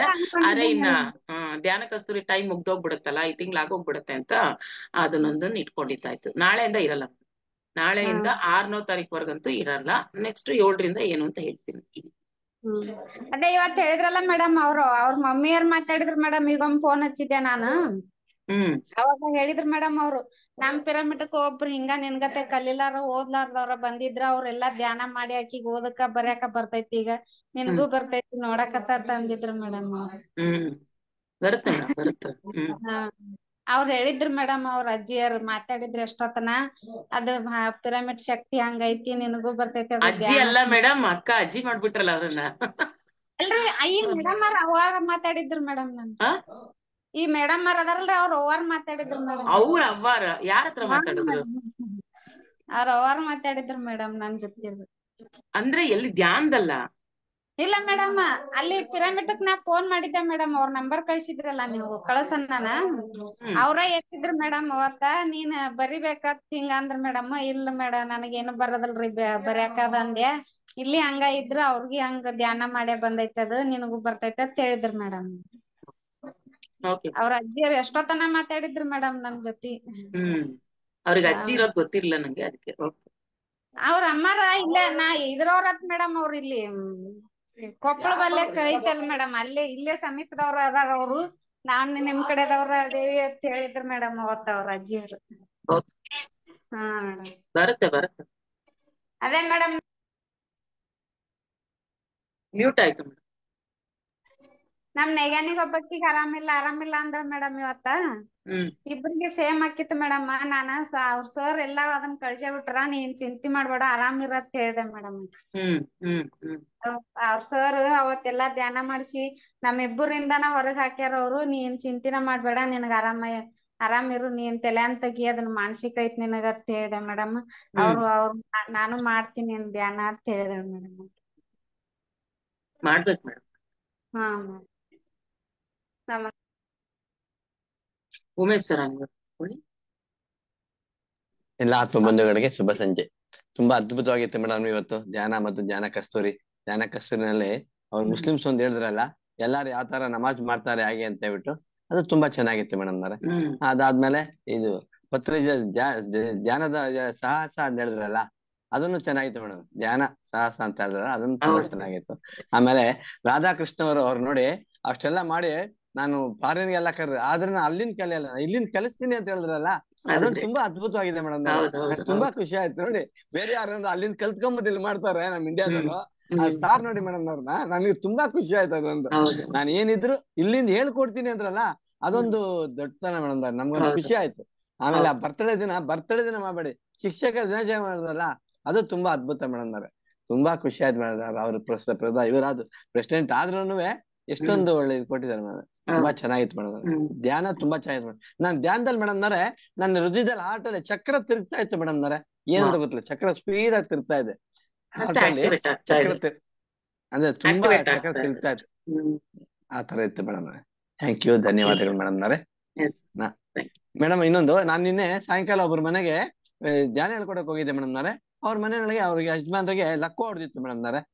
ಅದಕ್ಕೆ ನಾನು 45 ನಿಮಿಷ ಧ್ಯಾನ ಮಾಡಿದೆ ಮೇಡಮ್ ನವರೇ. ಅವ್ರಿಗೆ ಚಪ್ಪಾಳೆ ಹೊಡೆಯಕ್ ಬರಲ್ವಂತೆ, ಚಪ್ಪಾಳೆ ಜೋರಾಗಿ ಹೊಡೆದ್ರು. ಅದನ್ನ ನನ್ ಖುಷಿ ಆಯ್ತು ಮೇಡಮ್ ನವರೇ. ಅವ್ರು ಕೂಡ್ಸ್ಬಿಟ್ಟು ನಾನು ಧ್ಯಾನ ಹೇಳ್ಕೊಟ್ಟೆ ಮೇಡಮ್ ನವರೇ. ನಿಜವಾಗಿ ಎಷ್ಟೊಂದು ಇದೆ, ನನ್ಗೆ ತುಂಬಾ ಖುಷಿ ಆಯ್ತು ಧ್ಯಾನದಲ್ಲಿ ಎಷ್ಟಿದೆ ಅಂತ ಹೇಳ್ಬಿಟ್ಟು. ಅಯ್ಯಮ್ಮ ತುಂಬಾ ಕಣ್ಣಲ್ಲಿ ನೀರ್ ಹಾಕೊಂಡ್ರು. ಸರ್ ಇಷ್ಟ ದಿನ ನಮ್ಮ ಯಜಮಾನ್ರಿಗೆ ಬಾಯಿ ಬರ್ತಾರ, ಚಪ್ಪಾಳೆ ಇಷ್ಟು ಜೋರಾಗೆ ತಟ್ಟಿಲ್ಲ, ಸುಮ್ಮ ಇದು ಮಾಡ್ತಾ ಇದೆ ಅಂತ ಮೇಡಮ್ ನವರೇ. ಅದಕ್ಕೆ ಅವ್ರನ್ನ ನಾನು ಮೈಸೂರಿಗೆ ಇನ್ವೈಟ್ ಮಾಡಿದ್ದೆ ಮೇಡಮ್ ನವರೇ. ಬರ್ತಾ ಇದಾರೆ ಮೇಡಮ್ ನವರೇ. ಅವ್ರು ಬನ್ನಿ ಅಲ್ಲಿ ಧ್ಯಾನ ಯಜ್ಞದಲ್ಲಿ ಕೂತ್ಕೊಳ್ಳಿ, ತುಂಬಾ ಚೆನ್ನಾಗಿ 3 hour ಮಾಡಿ ಅಂತ ಹೇಳಿದ್ವಿ ಮೇಡಮ್ ನವರೇ. ಅವರು 3ನೇ ತಾರೀಕು ಬರ್ತಾ ಇದ್ದಾರೆ ಮೇಡಮ್ ನವರೇ. ನನ್ಗೆ ಖುಷಿ ಆಯ್ತು ಮೇಡಮ್. ಧ್ಯಾನದಲ್ಲಿ ಲಕ್ವಾಗ್ಲಿ ಏನೇ ಆಗ್ಲಿ ಪ್ರತಿಯೊಂದಕ್ಕೂ ಧ್ಯಾನದಲ್ಲಿ ಔಷಧಿ ಅಂತ ಹೇಳ್ತಾರೆ. ಥ್ಯಾಂಕ್ ಯು ಮೇಡಮ್ ನವರೇ, ಧನ್ಯವಾದಗಳು. ನಾನು ಅವ್ರಿಗೆ ಒಂದೇ ಹೇಳಿದೆ ಮೇಡಮ್ ನವರೇ, ನಮ್ಮ ಆತ್ಮ ಅನ್ನೋದು ಆಸ್ಪತ್ರೆ ಇದ್ದಾಗೆ, ನಮ್ಮ ಟ್ಯಾಬ್ಲೆಟ್ ಅನ್ನೋದು ಧ್ಯಾನ ಇದ್ದಾಗೆ ಅಂತ ಹೇಳಿದೆ. ಅದಕ್ಕೆ ಅವ್ರು ಹಾಗೆ ಹೇಳಿದ್ರು ಮೇಡಮ್, ತುಂಬಾ ಚೆನ್ನಾಗಿದೆ ಅಂತ ಹೇಳ್ತಾರೆ.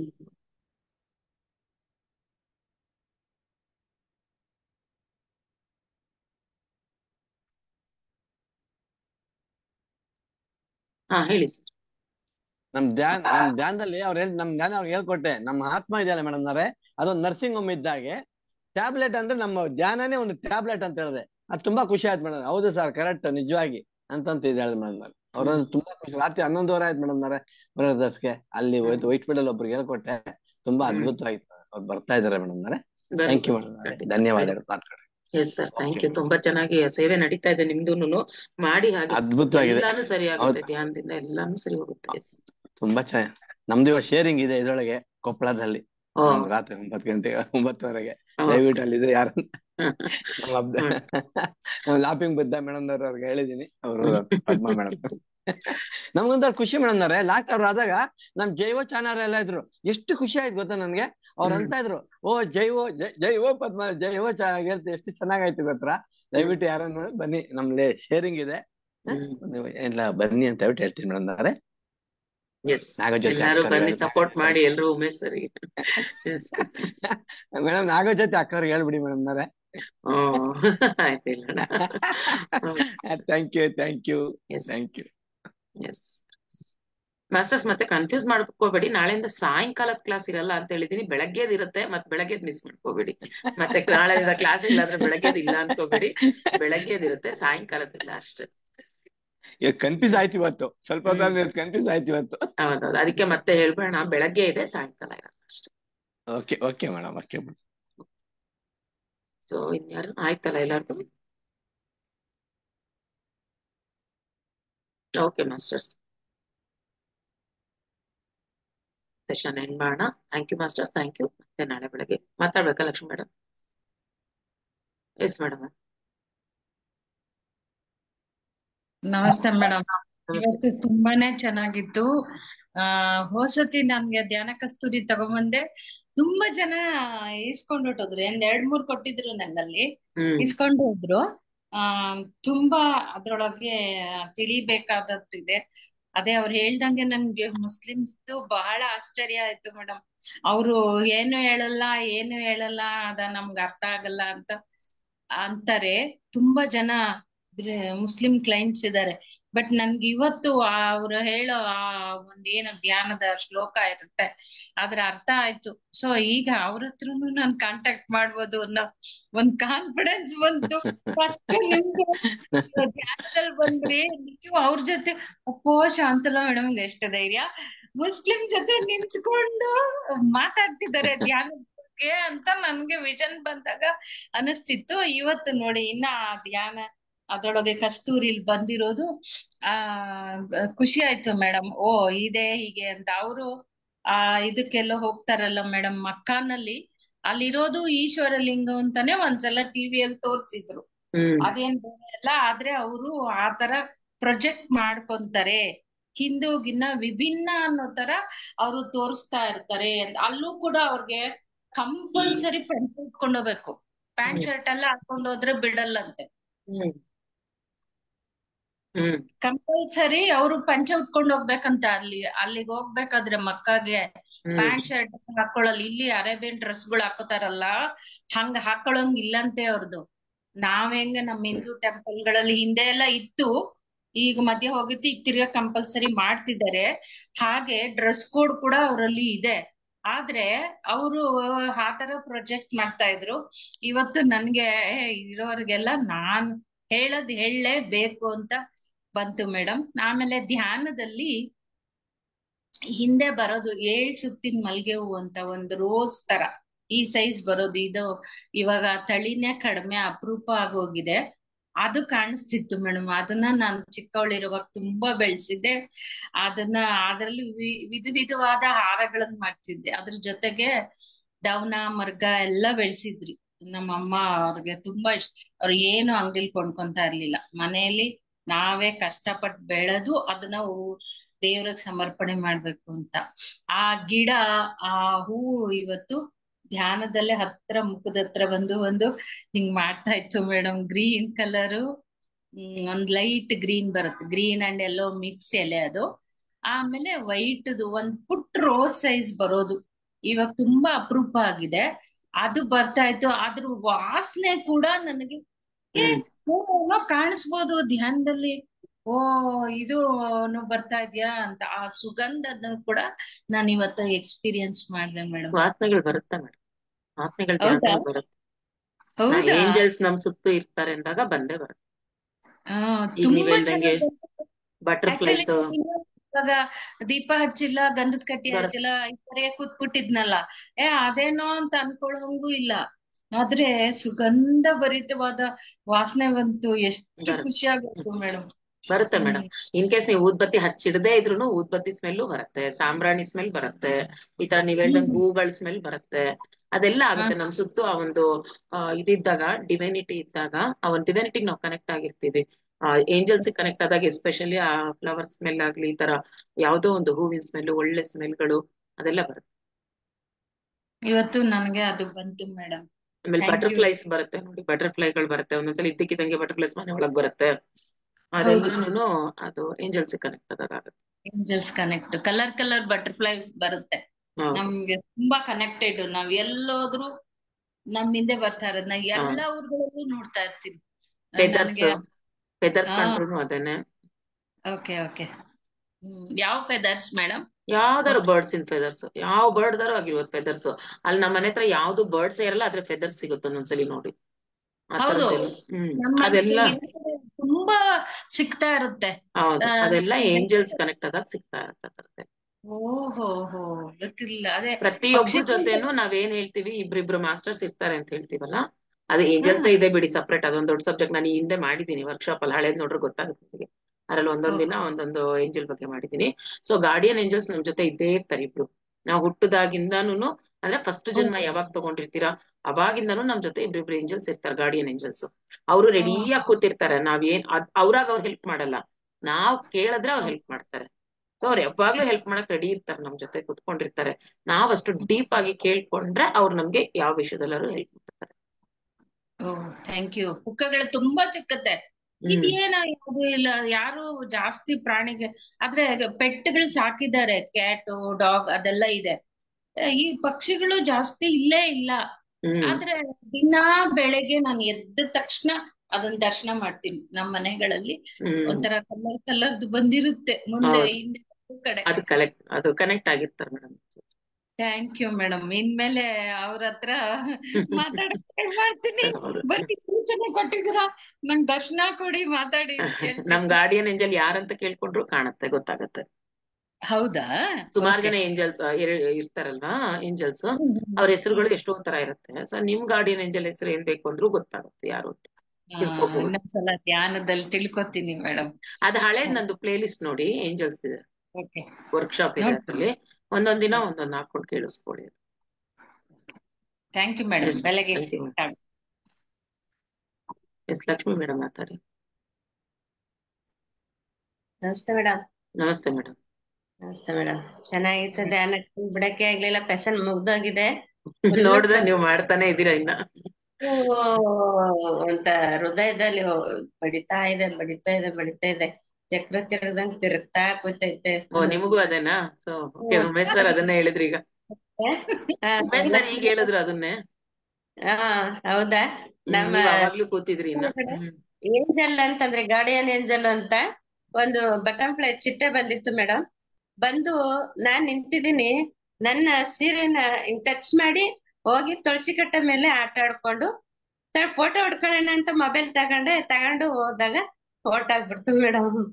ನಾನು ಗಾರ್ಡಿಯನ್ ಏಂಜಲ್ ನ ಜಾಸ್ತಿ ನಾನು ನೆಟ್ ಮಾಡ್ಕೊತೀನಿ. ನೀವು ಅವಾಗ ಕೊಟ್ಟಿದ್ದ ಅದನ್ನ ನೆನ್ಪಲ್ಲೇನೆ ಇಟ್ಕೊಂಡು ನಾನು ಗಾರ್ಡಿಯನ್ ಏಂಜಲ್ ನ ಕರ್ಕೋತೀನಿ. ನಾನು ಯಾವಾಗೂನು ಎಲ್ಲೇ ಹೋದ್ರುನು ಧ್ಯಾನ ಮಾಡೋಗುನು ಆ ಏಂಜಲ್ ನ ನಾನು ಇನ್ವೈಟ್ ಮಾಡ್ಕೊತೀನಿ ಮೇಡಮ್. ಹಾಗಾಗಿ ತುಂಬಾ ಚೆನ್ನಾಗಿತ್ತು ಧ್ಯಾನ ಕಸ್ತೂರಿ. ನನಗೂ ಕೂಡ ಬಂದಿದೆ, ಈ ಸರಿ ಧ್ಯಾನ ಕಸ್ತೂರಿ ಬಂದಿದೆ. ಓದ್ಬೇಕು, ಚೆನ್ನಾಗಿ ಓದಿ ಅದ್ರ ಬಗ್ಗೆ ತಿಳ್ಕೊಂಡ್ರೆ ಮಾತ್ರ ಈಗ ಹೊಸದಾಗಿ ಕ್ಲಾಸಸ್ ಮಾಡ್ಬೇಕು ಅನ್ಕೊಂತೀರಲ್ಲ, ಅವರೆಲ್ಲ ಟಾಪಿಕ್ ಎಲ್ಲೆಲ್ಲ ಹುಡ್ಕೋ ಬದ್ಲು ಧ್ಯಾನ ಕಸ್ತೂರಿಲಿ ಆರ್ಟಿಕಲ್ಸ್ ಇರುತ್ತೆ ನೋಡಿ, ಚಿಕ್ಕ ಚಿಕ್ಕದಾಗಿ ಆರ್ಟಿಕಲ್ಸ್ ಬಂದಿರುತ್ತೆ, ಅದನ್ನು ತಗೊಂಡ್ ಹೇಳ್ಬೋದು ನೀವು. ಓಕೆ ಮೇಡಮ್, ತುಂಬಾ ಚೆನ್ನಾಗಿತ್ತು ಮೇಡಮ್. ನಾನು ಸುಮಾರು ಕಂಪ್ಲೇಂಟ್ ಗಳು ಬಂದಿದ್ದು ಶಿವಣ್ಣ ಅವ್ರು ತಂದ್ಕೊಟ್ಟಿದ್ರು, ಸೋಮಣ್ಣ ಅವ್ರಿಗೊಂದಷ್ಟು, ಬಸವರಾಜ್ ಅವ್ರಿಗೊಂದಷ್ಟು, ಮತ್ತೆ ಹೀಗೆ ಇವರು ಬಸವಣ್ಣ ಅವರು, ಇವ್ ಭಾರತಿ ಮೇಡಮ್, ದಸರದ್ದು ಮೇಡಮ್. ಅದನ್ನ ಕಂಪ್ಲೇಂಟ್ ಗಳು ಎಲ್ಲಾರ್ಗು ಕೊಟ್ಟು ನಾನು ಒಂದಷ್ಟು ಜನ ಕೊಟ್ಟೆ, ನಮ್ಮನೆಯವ್ರು ಒಂದಷ್ಟು ಕೊಟ್ಟಿದ್ದಾರೆ, ನನ್ ತಂಗಿಗೆ ಒಂದಷ್ಟು ಕೊಟ್ಟೆ. ಅವಳ ಅಲ್ಲಿ ಕೊಡು ಅಂತ ಅಂಗಡಿ ಇಟ್ಟಿದೀವಿ, ಪ್ರೈಜನ್ ಸ್ಟೋರ್, ಅಲ್ಲಿ ಕೊಡು ಅಂತ ಕೊಟ್ವಿ. ನಾನ್ ಹೋಗಿದ್ದೆ, ಇನ್ನ ಆ ಮನೆ ಬೋಗಿ ಕಟ್ಟಿದ್ವಿ, ಅಲ್ಲಿ ಹೋಗಿದ್ವಿ.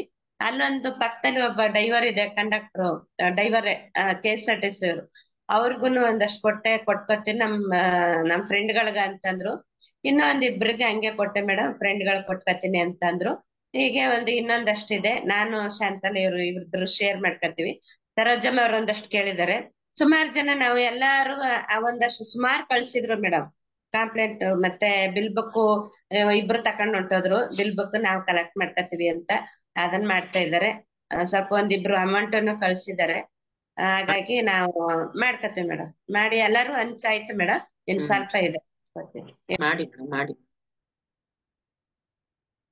ಅದಕ್ಕೆ ಈವ್ನಿಂಗ್ ಇನ್ನ ಕ್ಲಾಸ್ ಇಲ್ಲ, ಈ 4 ದಿನ ಅದರದೇ ಕೆಲ್ಸನೇನೆ.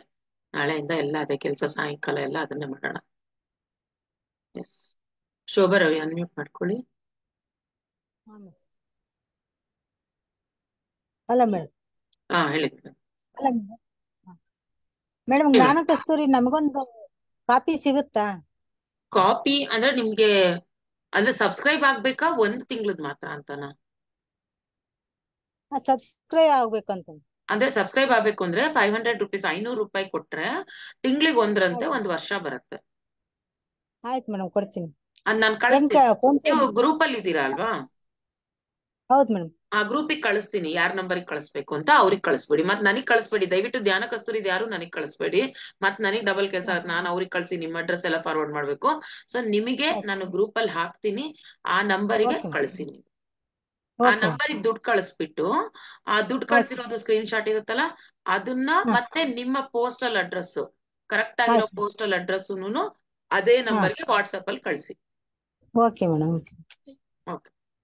ಮೇಡಮ್, ನಾವ್ ಮೈಸೂರಿಗೆ ಬರ್ಬೇಕು ಅನ್ಕೊಂಡಿದೀವಿ. ಹೆಂಗ್ ಬಂದ್ರೆ ಚೆನ್ನಾಗಿರುತ್ತಾ? ಹೆಂಗೆ ಚೆನ್ನಾಗಿರುತ್ತಾ ಅಂದ್ರೆ ನಮಗೂ ಅಲ್ಲಿ ಅಟೆಂಡೆನ್ಸ್ ಎಲ್ಲ ಬೇಕಾಗುತ್ತಲ್ಲ. ಅದೇ ಹೇಳಿದ್ದು, ಅಕಾಮಿಡೇಷನ್ ನಿಮಗೆ ರೂಮ್ಸೇ ಬೇಕು ಅಂದ್ರೆ ಬೇಗ ಫೋನ್ ಮಾಡಿ ಮೇಡಮ್. ಯಾಕಂದ್ರೆ ತುಂಬಾ ಕಡಿಮೆ ಇದೆ. ನೀವು ಬರೋದೇ ಅಂತ ಡಿಸೈಡ್ ಆದ್ರೆ, ರೂಮ್ಗಳು ಬೇಕು ಅನ್ನೋದಾದ್ರೆ ಫಸ್ಟ್ ಫೋನ್ ಮಾಡಿ. ಆ ನಂಬರ್ ಕಳ್ಸಿದೀನಲ್ಲ ಅದ್ರದ್ದು ಕಳ್ಸಿದೀನಿ ನೋಡಿ. ರೂಮ್ಸ್ ಬುಕ್ ಮಾಡ್ಬೇಕಂದ್ರೆ ಯಾರಿಗೆ ಅಂತ ಮಾಡ್ಬೇಕಂತ ಅವ್ರಿಗೆ ಫೋನ್ ಮಾಡಿ. ರೂಮ್ಗಳು ಬೇಕಂದ್ರೆ ಅವ್ರಿಗೆ ಮಾಡಿ. ಇಲ್ಲ ಚೌಲ್ಟ್ರಿಲಿ ಅದು ಫುಲ್ ಓಪನ್ ಹಾಲು, ಚೆನ್ನಾಗಿದೆ, ಕ್ಲೀನ್ ಆಗಿದೆ, ಅಲ್ಲೂ ಇರಬಹುದು. ಹಾಸಿಗೆ ಬೇಕು ಅನ್ನೋಂಥವ್ರು ಅದನ್ನು ಫಸ್ಟ್ ಬುಕ್ ಮಾಡ್ಬೇಕು. ಪಿಲ್ಲೋ ಮತ್ತೆ ಬೆಡ್ ಬೇಕು ಅಂದ್ರೆ ಫಸ್ಟ್ ಬುಕ್ ಮಾಡ್ಬೇಕು ಅದನ್ನ. ಅವ್ರಿಗೆ ನಂಬರಿಗೆ ಫೋನ್ ಮಾಡಿ, ಅವ್ರು ಹೇಳ್ತಾರೆ ಇನ್ಫಾರ್ಮೇಶನ್. ಕಳಿಸ್ತಿದ್ರಾ ಮೇಡಮ್? ಕಳ್ಸಿದೀನಿ ನೋಡಿ. ನೆನ್ನೆನೂ ಕಳ್ಸಿದೀನಿ, ಮೊನ್ನೆನೂ ಕಳ್ಸಿದೀನಿ, ನನ್ನ ಸ್ಟೇಟಸ್ ಅಲ್ಲಿ ಹಾಕಿದೀನಿ. ಕಳ್ಸಿದೀನಿ ನೆನ್ನೆ. ಬೇಕಾದ್ರೆ ಮತ್ತೇನು ಇವತ್ತು ಕಳಿಸ್ತೀನಿ. ಜಮುನಾ ಮೇಡಮ್ ಅನ್ಮ್ಯೂಟ್ ಮಾಡ್ಕೊಳ್ಳಿ. ನಂಗೆ ಏಂಜಲ್ಸ್ ಎಕ್ಸ್ಪೀರಿಯನ್ಸ್ ಆಗಿದೆ ಮೇಡಮ್. ಫೆದರ್ ಸಿಕ್ಕಿದೆ. ನಾನ್ ಧ್ಯಾನ ಮಾಡೋ ಮುಂದೆ ನನ್ ಪಕ್ಕನೆ ಬಂದು ಫೆದರ್ ಸಿಕ್ತು. ಆಮೇಲೆ ಇನ್ನೊಂದ್ ದಿನ ನಮ್ ಬಾತ್ರೂಮ್ ಹತ್ರ ಬಂತು. ಈ ಕಡೆ ಬರ್ಡ್ಸ್ ಯಾವ್ದು ಓಡಾಡಲ್ಲ ಮೇಡಮ್ ಇಲ್ಲಿ, ಅದು ಸಿಕ್ತು. ನಾನು ಅದನ್ನ ಒಂದ್ ಕವರ್ ಅಲ್ಲಿ ಹಾಕಿಟ್ಟಿದ್ದೀನಿ, ದಿನ ನೋಡ್ತಿರ್ತೀನಿ ಮೇಡಮ್. ಹಾಗೆಲ್ಲ ನಾವು ಧ್ಯಾನಕ್ಕೆ ಬಂದ ಹೊಸದ್ರಲ್ಲಿ ಏಂಜಲ್ಸ್ ಹವಾ. ಕರೆಕ್ಟ್. ಎಲ್ಲಾ ಕಡೆ ಏಂಜಲ್ಸ್ ಕ್ಲಾಸ್, ಏಂಜಲ್ಸ್ ವರ್ಕ್ಶಾಪ್ ಎಲ್ಲ ಅದೇ ಇತ್ತು ಅವಾಗ. ಹೌದಾ? ಅವಾಗ ನೀವು ತಗೊಂಡಿದ್ರಿ, ಇವ್ರು ಉಮಾ ಮೇಡಮ್ ಅವ್ರದ್ದು ತಗೊಂಡಿದ್ರು. ಎಲ್ಲಾರ್ದು ಕೇಳ್ತಾ ನಂಗೆ ಅದು ಆತರ ಸ್ವಲ್ಪನೇ ಎಕ್ಸ್ಪೆಕ್ಟ್ ಮಾಡಿರ್ಲಿಲ್ಲ ಮೇಡಮ್. ನಾನ್ ಧ್ಯಾನ ಮಾಡಿ ಕಣ್ ತೆಗಿತೀನಿ, ಅಲ್ಲಿ ಪಕ್ಕದಲ್ಲೇ ಇದೆ ಫೆದರ್. ಎಷ್ಟು ಖುಷಿ ಆಯ್ತು ಮೇಡಮ್. ನೀರಿನ ಹನಿಗಳು ಬೀಳತ್ತೆ. ನಂಗೆ ಆ ಎಕ್ಸ್ಪೀರಿಯನ್ಸ್ ಎಲ್ಲ ಆಗ್ತಾ ಇತ್ತು. ಅಲ್ಲಿ ಏನು ನೀರಿರಲ್ಲ, ನೀರಿನ ಹನಿಗಳು ಬೀಳ್ತಾ ಇರತ್ತೆ. ಅದೊಂಥರ ಚೆನ್ನಾಗಿ ಎಕ್ಸ್ಪೀರಿಯನ್ಸ್ ಆಗುತ್ತೆ. ಹೌದು ಮೇಡಮ್, ಹೌದು. ಎಷ್ಟು ಸಂತೋಷ ಆಗುತ್ತೆ ಮೇಡಮ್ ಅವೆಲ್ಲ ಎಕ್ಸ್ಪೀರಿಯನ್ಸ್ ಆದಾಗ. ಎಷ್ಟು ಖುಷಿ ಆಗುತ್ತೆ. ಅದೆಲ್ಲರಿಗೂ ಹೇಳ್ತೀನಿ ಮೇಡಮ್, ಎಲ್ಲಾ ರೀತಿಯಿಂದಾನು ಹೇಳ್ತೀನಿ. ನನ್ಗೆ ಏನೇನ್ ಎಕ್ಸ್ಪೀರಿಯನ್ಸ್ ಆಗುತ್ತೆ ಎಲ್ಲ ಶೇರ್ ಮಾಡ್ತೀನಿ, ಎಲ್ಲ ಪ್ರಚಾರನು ಮಾಡ್ತಾ ಇದ್ದೀನಿ. Thank you madam, thank you. ನಾನು ಮೈಸೂರಿಗೆ ಬರ್ತಾ ಇದ್ದೀನಿ ಮೇಡಮ್, ಬಂದ ಭೇಟಿ ಆಗ್ತೀನಿ. ಧ್ಯಾನ ದಸರಾಗ್ ಬರ್ತಾ ಇದ್ದೀರಾ? ಹೌದು ಮೇಡಮ್. ಕರ್ಕೊಂಬನ್ನಿ ನಿಮ್ ತಂಗಿನ, ತಂಗಿನ ಮಗಳನ್ನ ಎಲ್ಲರೂ ಕರ್ಕೊಂಡ್ ಬರ್ತೀನಿ. Okay madam, thank you madam. Padma madam ಏನೋ ಸರ್ಪ್ರೈಸ್ ಅಂತಿದ್ದಾರೆ, ಏನ್ ಗೊತ್ತಿಲ್ಲ. ಫೋನ್ ಮಾಡಿದ್ರಾ ನೀವ್ ಅವ್ರಿಗೆ? ಇಲ್ಲ ಮಾಡಿಲ್ಲ, ನಾನೇ ಮಾಡ್ಬೇಕು ಅನ್ಕೊಂಡೆ. ಪದ್ಮಾ ಮೇಡಮ್ ಏನ್ ಸರ್ಪ್ರೈಸ್ ಇಟ್ಟಿದ್ದೀರಾ ಅಂತ. ಮಾಡಿ, ಅವ್ರ ನಂಬರ್ಗೆ ಮಾಡಿ. ಮಾಡ್ತೀನಿ. ಓಕೆ ಬಾಯ್.